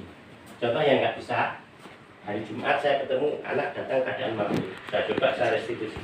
Di hadapan saya dia nurut, ya Pak, ya saya salah. Tapi begitu dia lepas, dia ngamuk lagi duluan. Ini namanya orang main dalam normal ya. Kalau normal itu bisa berlaku restitusi, tapi orang nggak normal mungkin di hadapan kita dia ya, tapi begitu pergi, nah, ngamuk lagi. Ya setelah itu saya ketemu instruktur saya laporkan, Bu, kok begini? Nah, iya namanya orang mabuk Pak, orang mabuk ya nggak normal. Ya yang normal, yang direstitusi itu yang sedang tidak mabuk atau sedang tidak oleng. Ada yang tidak mabuk tapi oleng, mengkonsumsi yang lain. Nah, itu nanti fenomena anak kita. Nah, ini saya tampilkan contoh-contoh filmnya ya, biar lebih jelas. Mohon maaf. Ya, ini sudah saya praktekkan dan yang nggak cocok saya protes ke instruktur saya, ternyata ada jawabannya juga. Nah, ya sambil nonton dia asik. Salam dan bahagia Ibu dan Bapak Guru hebat. Pada video kali ini kita akan membahas tentang salah satu program disiplin positif yang diterapkan di lingkungan sekolah yang dikenal dengan nama restitusi.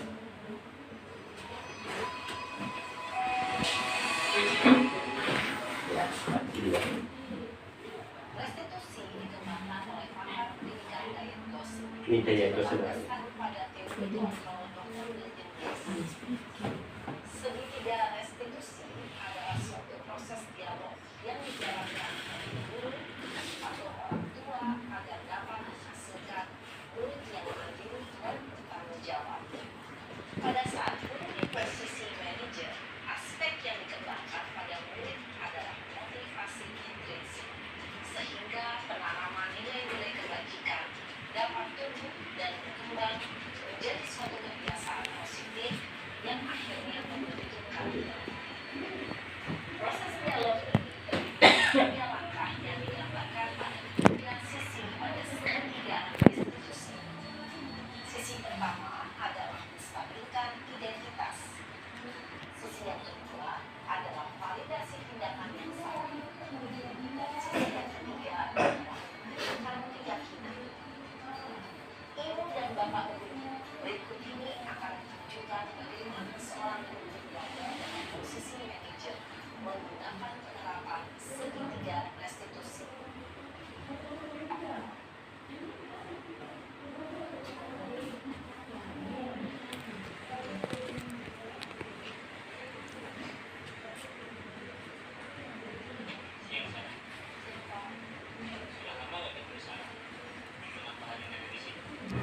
Kesel Pak, kesel banget. Masa aku dikatain tukang fitnah Pak? Ya aku marah lah. Aku balik katain Eka di depan kelas. Kesel banget. The Bluetooth device is ready to pair. Coba saya itu biar bisa. Biar jelas. Tadi bisa diulang. Menggunakan penerapan segitiga restitusi.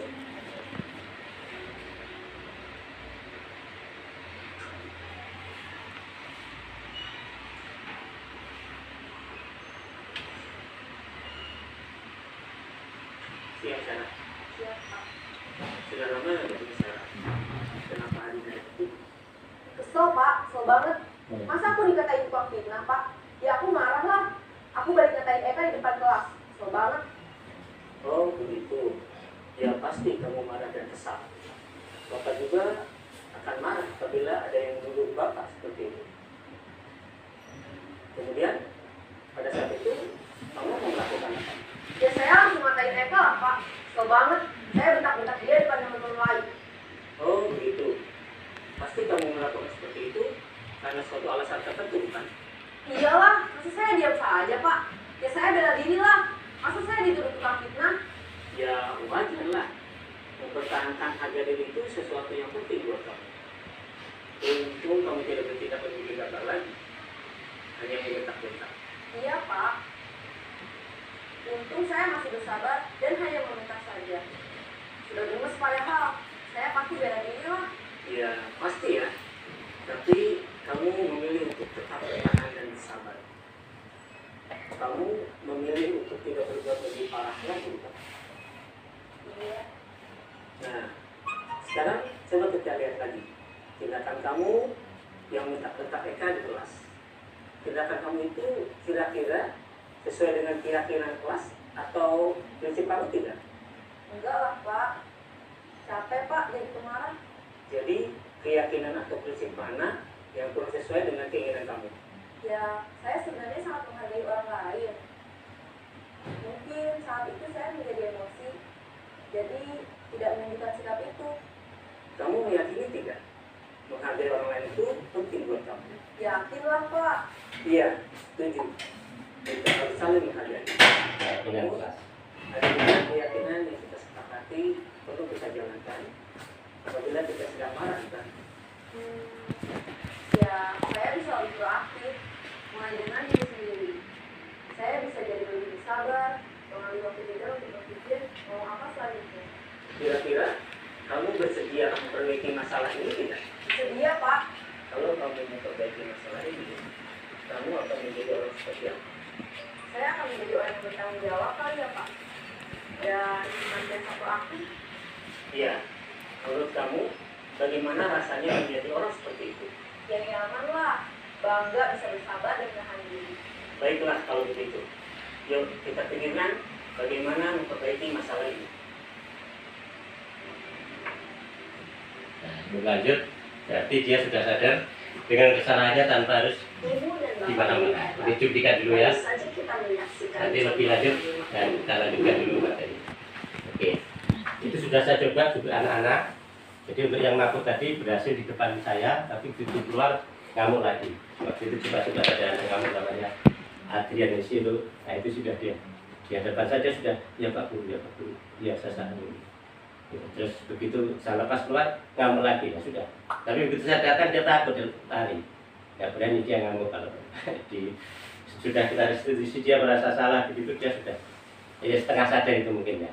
Tapi kalau mabuk murni mungkin ya tetap ngamuk saja. Oke. Saya juga saya penasaran, saya coba ke yang terlambat juga. Ya, kalau yang terlambat otomatis berhasil. Ya, beberapa waktu nanti besoknya tidak terlambat lagi. Tapi karena teman yang lain banyak terlambat, tidak di restitusi ya berarti lagi kembali namanya lingkungan ya. Nah, nanti kalau semua anak sudah direstitusi oleh semua guru misalnya, jadi ini sebenarnya bukan tugasnya guru BK saja, semua guru bisa ya. Karena guru BK itu kan satu menangani 100 sekian, tentu tidak bisa sendiri, harus dibantu oleh semua guru. Oke, ini restitusi ya, gambaran sedikit. Teorinya ada yang bosan. Ini saya setengah nggak percaya tadinya, masa iya. Ternyata betul ini bisa praktekkan. Ada yang berhasil ketika anak itu berpikir normal. Nah, tidak berhasil ketika mabuk, walaupun di hadapan saya berhasil, tapi ketika pergi dia ngamuk lagi. Ya itu. Ya ini saya sudah coba, keyakinan kelas juga saya coba. Jadi saya berani sosialisasi karena saya sudah mencobanya. Oke, ini keyakinan kelas. Jadi keyakinan kelas adalah sesuatu kebajikan yang disepakati dan diyakini untuk diamalkan di kelas. Keyakinan kelas bisa berasal dari kesepakatan kelas yang diubah menjadi kalimat positif. Ya, kalimatnya positif saja, tidak ada kalimat tidak membolos, diganti dengan tertib sekolah. Jadi kalimat tidaknya kata-kata tidaknya dihilangkan. Nah ini juga sudah. Jangan juga ya Pak. Ya, jangan tidak, pokoknya yang negatif dihilangkan. Saya coba tadi di kelas 10B, tapi ini agak panjang, tapi saya potong-potong aja, saya skip ya. Kelas 10B ini ya, saya coba ya. Ternyata bisa, anak-anak meyakini bahwa harus begini, ada 10 aturan.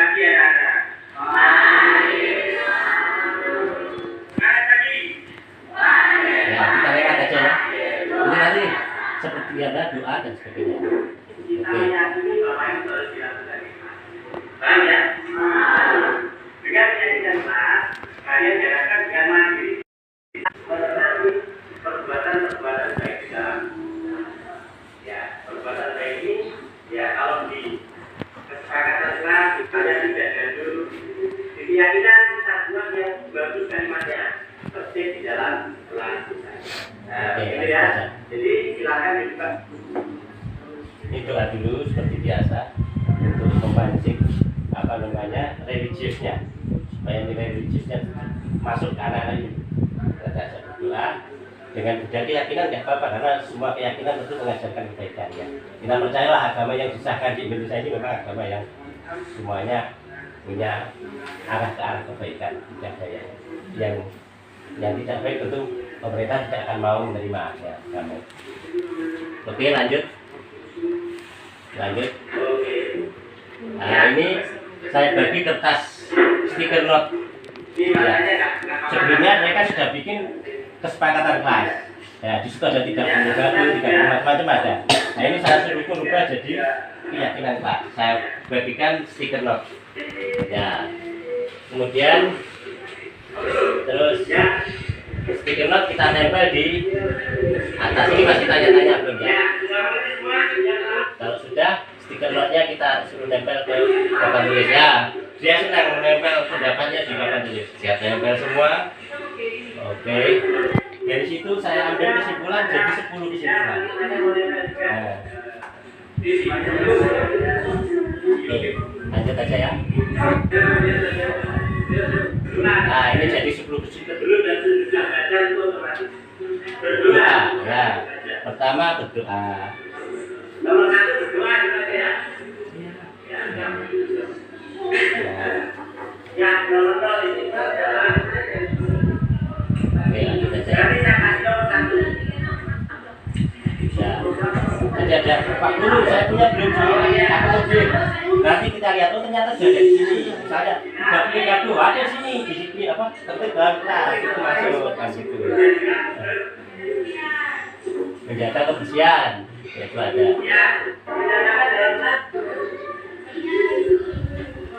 Ya ini sudah lengkap, ada terakhir kejujuran tadi.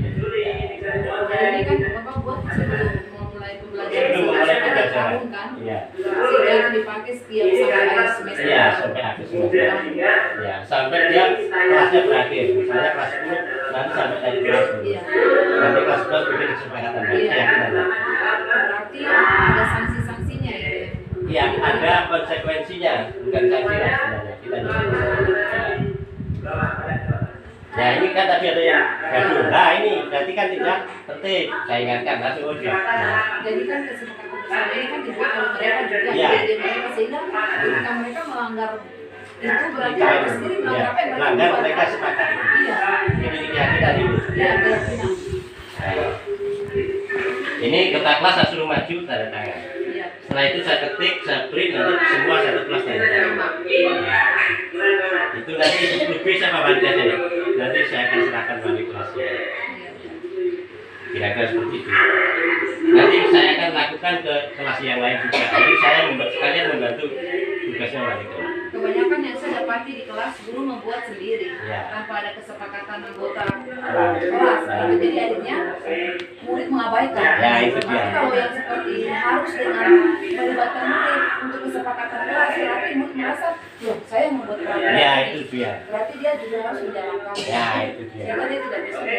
Sebenarnya ini bagus sekali kalau semua lagi. Misalnya yang harus Oke. Berarti Bu, ini sudah sepakat ya. iya, Nanti yang kelas ini penting. belum ikut di sini boleh Tapi duduk. saya tanya dulu sebelum Bapak lanjut. Ini kan kesepakatan kelas, Bapak. Iya.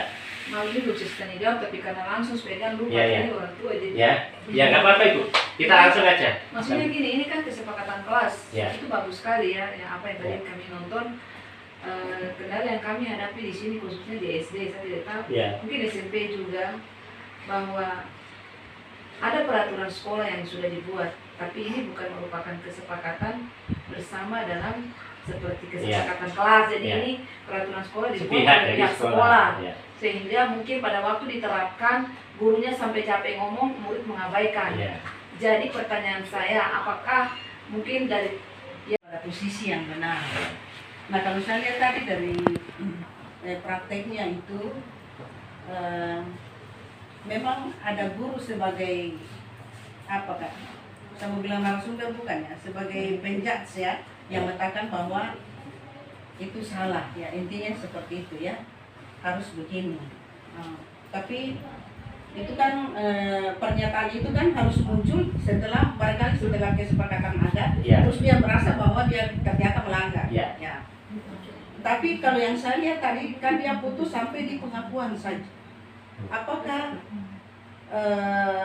si yang melawan daripada perempuan itu tidak dihadirkan, karena kalau menurut saya nanti malah tidak selesai.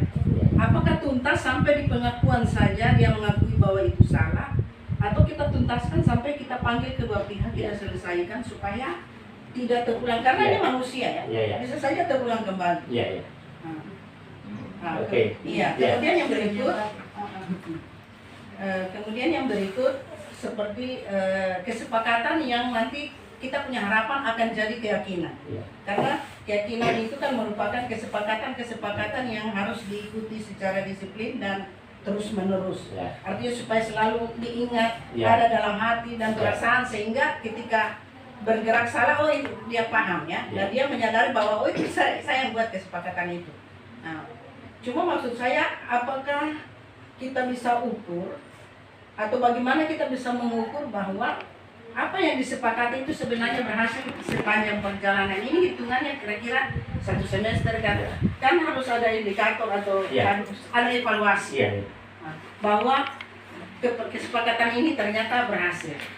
Ya, artinya kemarin yang kita buang sampah akhirnya apakah memang benar ada perubahan? Sehingga itu maksud saya, apakah harus ada evaluasi? Terus yang ketiga, nanti saya itu yang ketiga sebenarnya indikator dari ini yang masalah disiplin yang pertama tadi disampaikan. Penegakan disiplin ini kan banyak ya, di mana konsekuensinya ada yang bersifat hukuman secara fisik dan ada juga yang bersifat edukasi. Sebenarnya semua pelanggaran itu kalau ada sanksinya, sebenarnya harapan kita mengedukasi, ya, tidak disuruh lari-lari 7 kali keliling, kalau pingsan buat kita pusing sendiri anak-anaknya, tidak seperti itu. Jadi maksud saya indikatornya juga di mana, sehingga barang ini misalnya cuci kamar mandi, ya toh, atau disuruh coba kali-kali 1 sampai 10. Misalnya toh yang kayak begitu-begitu itu kan sudah masuk juga seperti latihan literasi atau numerasi kan. Artinya kita masuk secara tidak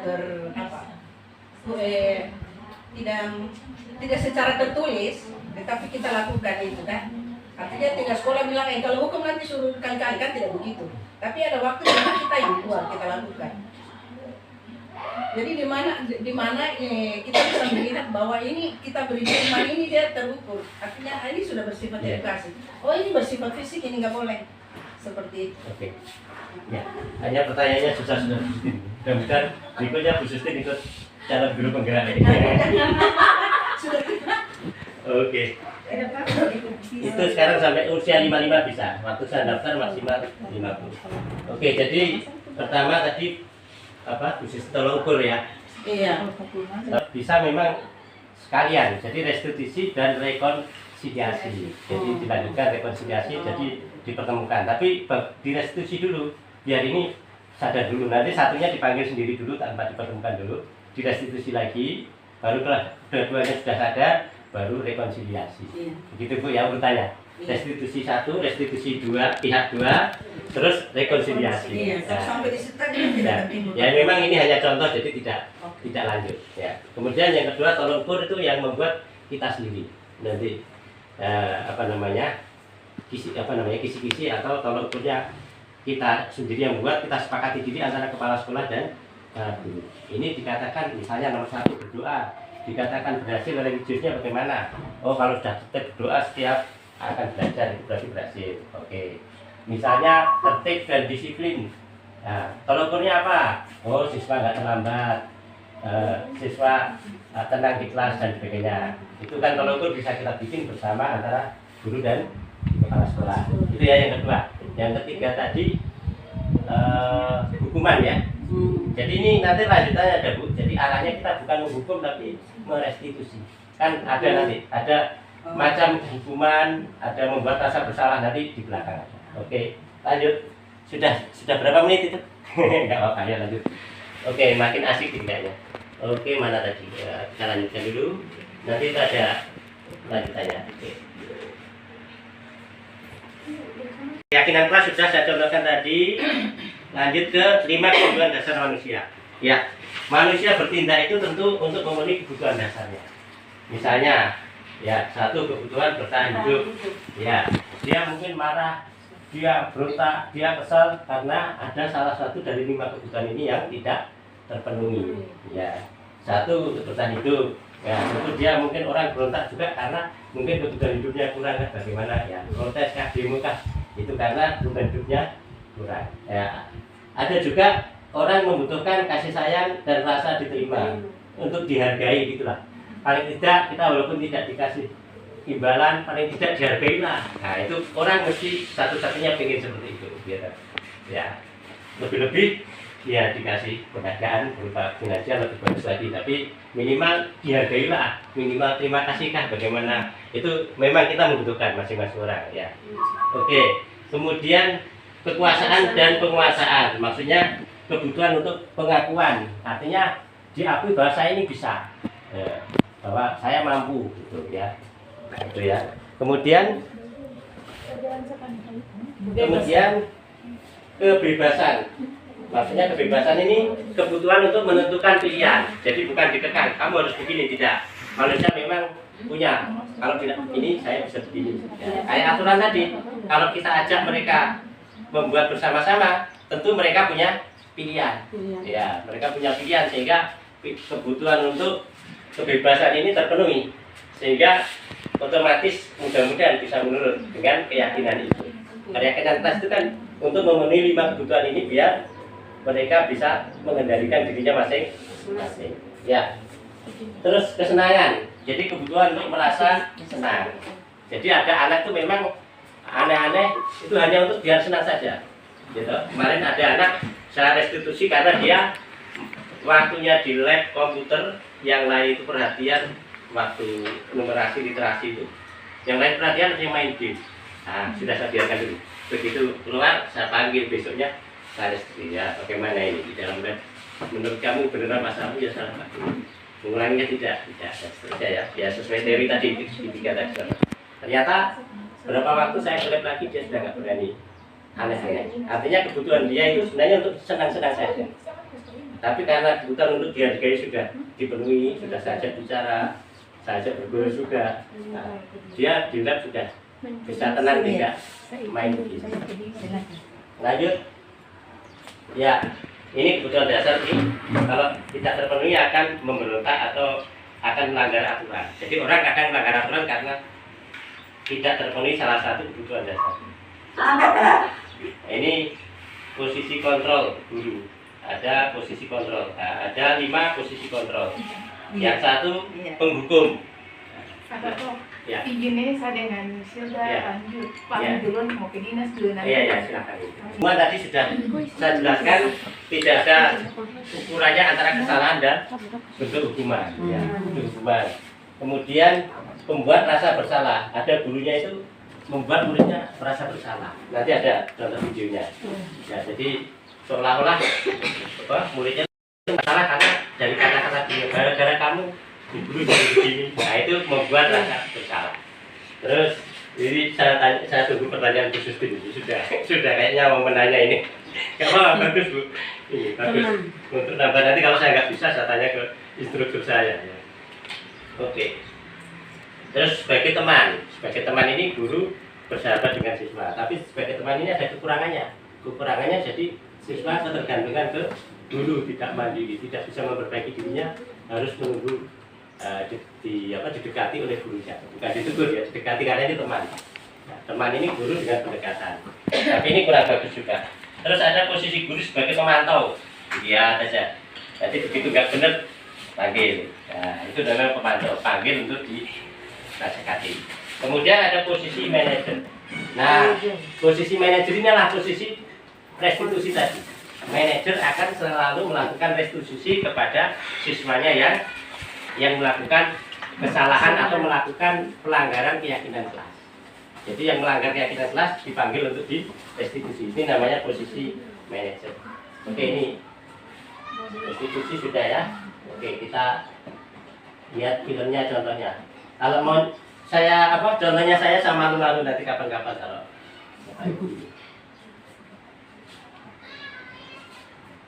Ini yang posisi kontrol.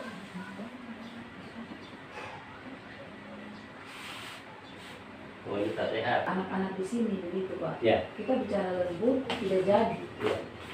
Sampai harus marah sekali. Ini permasalahan yang terjadi di kelas ini. Karena saya ketika masuk ke kelas ini, dinding penuh dengan tulisan dengan spidol. Padahal itu kan sudah dibilang tidak boleh. Dan ternyata pada waktu masuk kemarin saya ingatin untuk siapa-siapa yang melakukan ini, saya tidak minta apa-apa, cuma bilang kamu bertanggung jawab dengan cara mengumpulkan uang ke wali kelas supaya wali kelas dicek, nanti saya yang cek. Sampai 1,5 bulan tidak dilakukan. Akhirnya memang emosi saya meledak karena saya sudah bicara baik, sudah sampai puncak saya meledak memang. Jadi sudah tidak ada yang bicara baik lagi. Setelah meledak baru dilakukan Pak. Jadi waktu bicara pelan baik tinggalin, mereka bilang iya. Setelah meledak, begitu saya datang besoknya, ternyata mereka sudah perbaiki semua, tutup tulisan-tulisan yang dengan spidol yang segede-gede gini di kelas.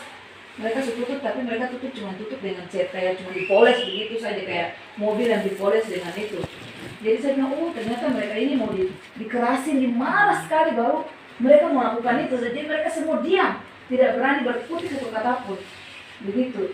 Jadi apakah memang saya terlalu galak, singa, atau memang harus cara begitu baru mereka mau dengar. Jadi seperti begitu yang saya alami. Oke. Ya itu juga saya tanyakan pada ada yang menanyakan ke instruktur dan instruktur ya, apa bisa semua masalah direstitusi?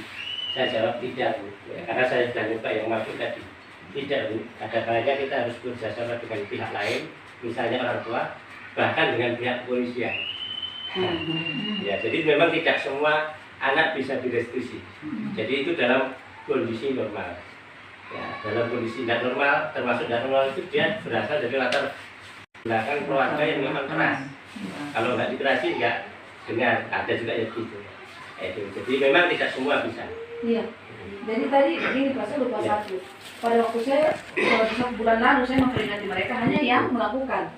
Ada sekitar 4 laki-laki yang melakukan itu, tulis nama bla bla bla di dinding. Tetapi pada waktu terakhir yang saya marah sekali, saya bilang karena 4 punya perbuatan semua kena. Seperti pepatah mengatakan susu sebelangan tidak sedikit merusakan susu sebelangan. Ini terjadi di kelas kami. Karena 4 orang ini tidak mau bertanggung jawab. Hari ini juga saya kasih tanggung jawab untuk semua. Besok saya masuk kelas sudah beres. Dengan itu marah sekali itu.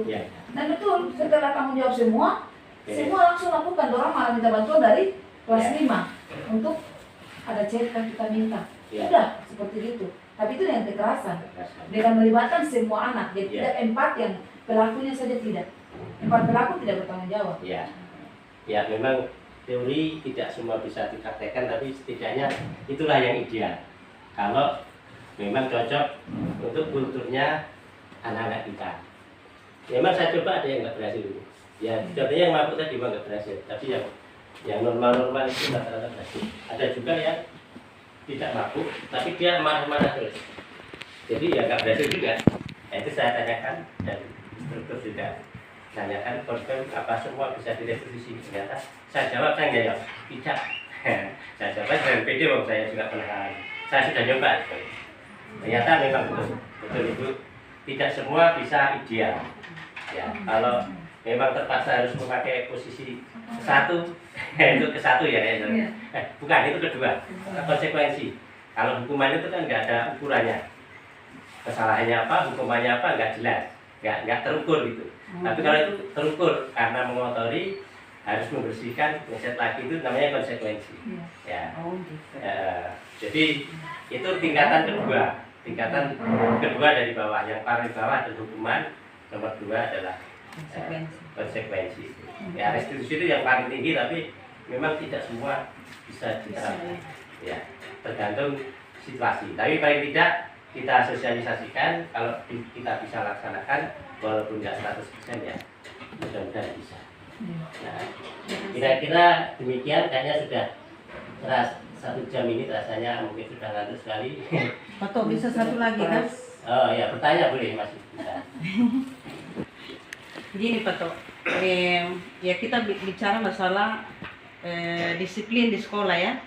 Saya sendiri belum pernah lihat apakah memang ini harus ada aturan secara baku dari sekolah soal tata tertib sekolah.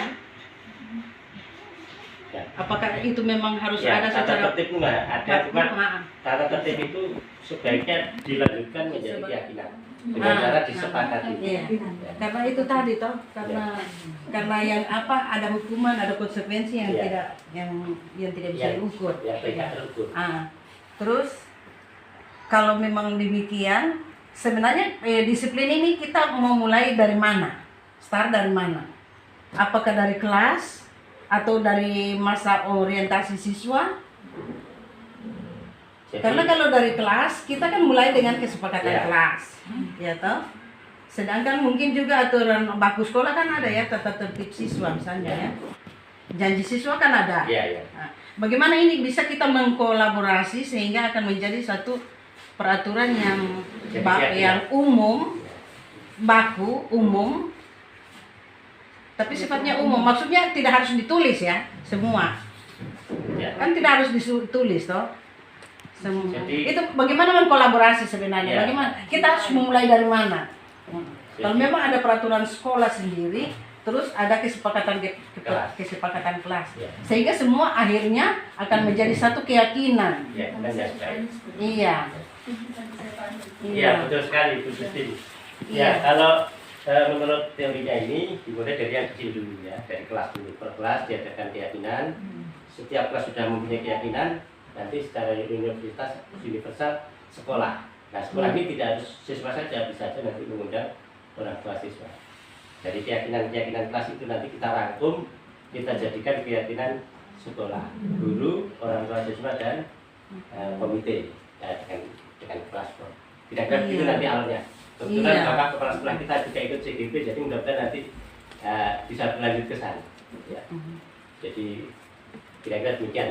Ya, mudah-mudahan puas dengan jawaban ini. Kalau nggak puas, mohon maaf karena memang bukan puas ya. Oke, kira-kira cukup ya, Ibu-ibu ya. Ya, terima kasih Ibu semuanya. Saya mohon maaf merepotkan Ibu semuanya. Jadi ini mudah-mudahan bermanfaat bagi saya sendiri dan Ibu semuanya. Ya. Jadi dari sini namanya keyakinan ini bukan agama ya. Keyakinan itu kebaikan yang merupakan kebajikan universal. Jadi kebajikan universal itu kebaikan yang diakui oleh semua agama, diakui oleh semua manusia, diakui oleh semua adat. Jadi seluruh dunia menganggap ini baik, itu namanya kebajikan universal. Jadi yang kita bawa di sini adalah kebajikan universal. Adapun agama silahkan di tempat ibadahnya masing-masing. Di sini kita kebajikan universal untuk kerukunan kita semuanya, untuk keberhasilan kita bersama mendidik adik-adik kita, anak-anak kita untuk generasi bangsa ini. Ya. Jadi tidak harus tertulis kan? Tidak harus tertulis, tetapi alangkah baiknya ada kode-kode yang tertempel di kelas. Gitu. Ya, untuk sekedar pengingat saja. Iya. Ya, misalnya tertib dan disiplin. Nah, ditempel di kelas nggak apa-apa. Tapi nanti di luar kelas nggak usah, nggak apa-apa. Kira-kira begitu ya, Bu. Guru, Susi. Oke, terima kasih. Terima kasih. Ini sudah jam berapa ya, Mbak? Jam 2 lewat. Tadi kalau ada sekolah yang siswanya memang harus dengan cara keras baru bisa, itu berarti kita harus orang tua yang kita libatkan diundang ke sekolah. Orang tua kita undang untuk membuat keyakinan, bahkan saat restitusi mungkin, kalau memang restitusi ya, mungkin bukan restitusi full, setengah restitusi kan, bagaimana orang tua dilibatkan. Karena itu mungkin kultur di rumah kultur di rumah. Akhirnya dia tidak bisa kalau tidak pakai kertas ya. Nah, nanti kalau orang tua sudah dilibatkan mungkin bisa lama-kelamaan bisa lebih gitu bisa. Ya, kita libatkan orang tua, bahkan perlu melibatkan pihak kepolisian mungkin. Kayak beberapa kali dulu masih SMA PGRI, beberapa kali kita libatkan kepolisian toh. Setelah anak itu diangkat, di polisi diapakan, pulang dia bisa minta maaf. Itu juga termasuk restitusi. Mungkin polisi juga punya ilmu itu mungkin ya. Karena kalau orang tua yang ini mungkin di rumah, saya tadi katakan kepada murid-murid juga yang keras-keras ini, mungkin kalau kalian di rumah, mungkin orang tua punya piring terbang melayang di kalian. Kita guru masih tahan emosi, tapi di rumah pasti kamu dilempar dengan piring, malah kata-kata kebun binatang bisa keluar dari mulut orang tua kalian. Mungkin seperti itu. Ya, itu memang perlu pelibatan orang tua. Agak susah. Jadi kembali lagi pada tadi memang sudah kita bahas dengan instruktur bahwa tidak semua bisa diskusi dan tidak semua bisa ideal. Memang kita harus melibatkan seluruh pihak. Saran saja Pak ya, saran saja mungkin untuk seluruh guru yang ada di sini. Saran saja mungkin kalau ada keberhasilan yang kultur di rumah dibawa ke sekolah tidak bisa dirubah, yang harus lemah, harus keras baru bisa. Nah, kalau ada salah satu siswa yang keras bisa lembut, mungkin ada syukuran kecil-kecilan dari pihak sekolah supaya diundang keluarga supaya ini loh keberhasilan kita sama-sama. Nanti yang lain mungkin bisa satu persatu bisa mencontoh berubah. Tapi tidak termasuk sogokan gitu yang tadi Pak awal pembicaraan. Ya sebenarnya ya masuk, tapi kan tidak apa-apa. Artinya itu ideal. Pertama tadi. Ya, idealnya tidak karena sogokan, tidak karena ini idealnya. Tapi untuk mencapai ideal itu kan tidak mesti langsung satu tapak, bisa setapak dulu, disogok dulu. Ya, jadi untuk mencapai ideal itu tidak langsung ideal, tapi seperempat ideal, setengah ideal, nanti mudah-mudahan lama-lama jadi ideal. Tapi menurut kami itu bukan sogokan, karena itu penghargaan ini loh. Oh iya, kalau itu sudah terjadi, baru bukan sogokan tapi hadiah atau penghargaan. Itu rasa terima kasih. Ya, reward bukti terima kasih ya, itu namanya begitu. Lain dengan sogokan kan sebelum. Sogokan di awal. Sogokan sebelum. Itu sudah berhasil, baru kita kasih hadiah, berarti itu tanda terima kasih, bukan sogokan. Ya, beda nilainya berarti. Jadi dia sudah sadar dulu secara intrinsik, baru kita kasih penghargaan. Beda dikasih penghargaan dulu, baru sadar, kan beda. Nah, kira-kira begitu. Ya paham ya, ya. Oke, Bu Tasem, yang lain kira-kira sudah ya, kayaknya sudah pada mau tidur. Oke, terima kasih semuanya.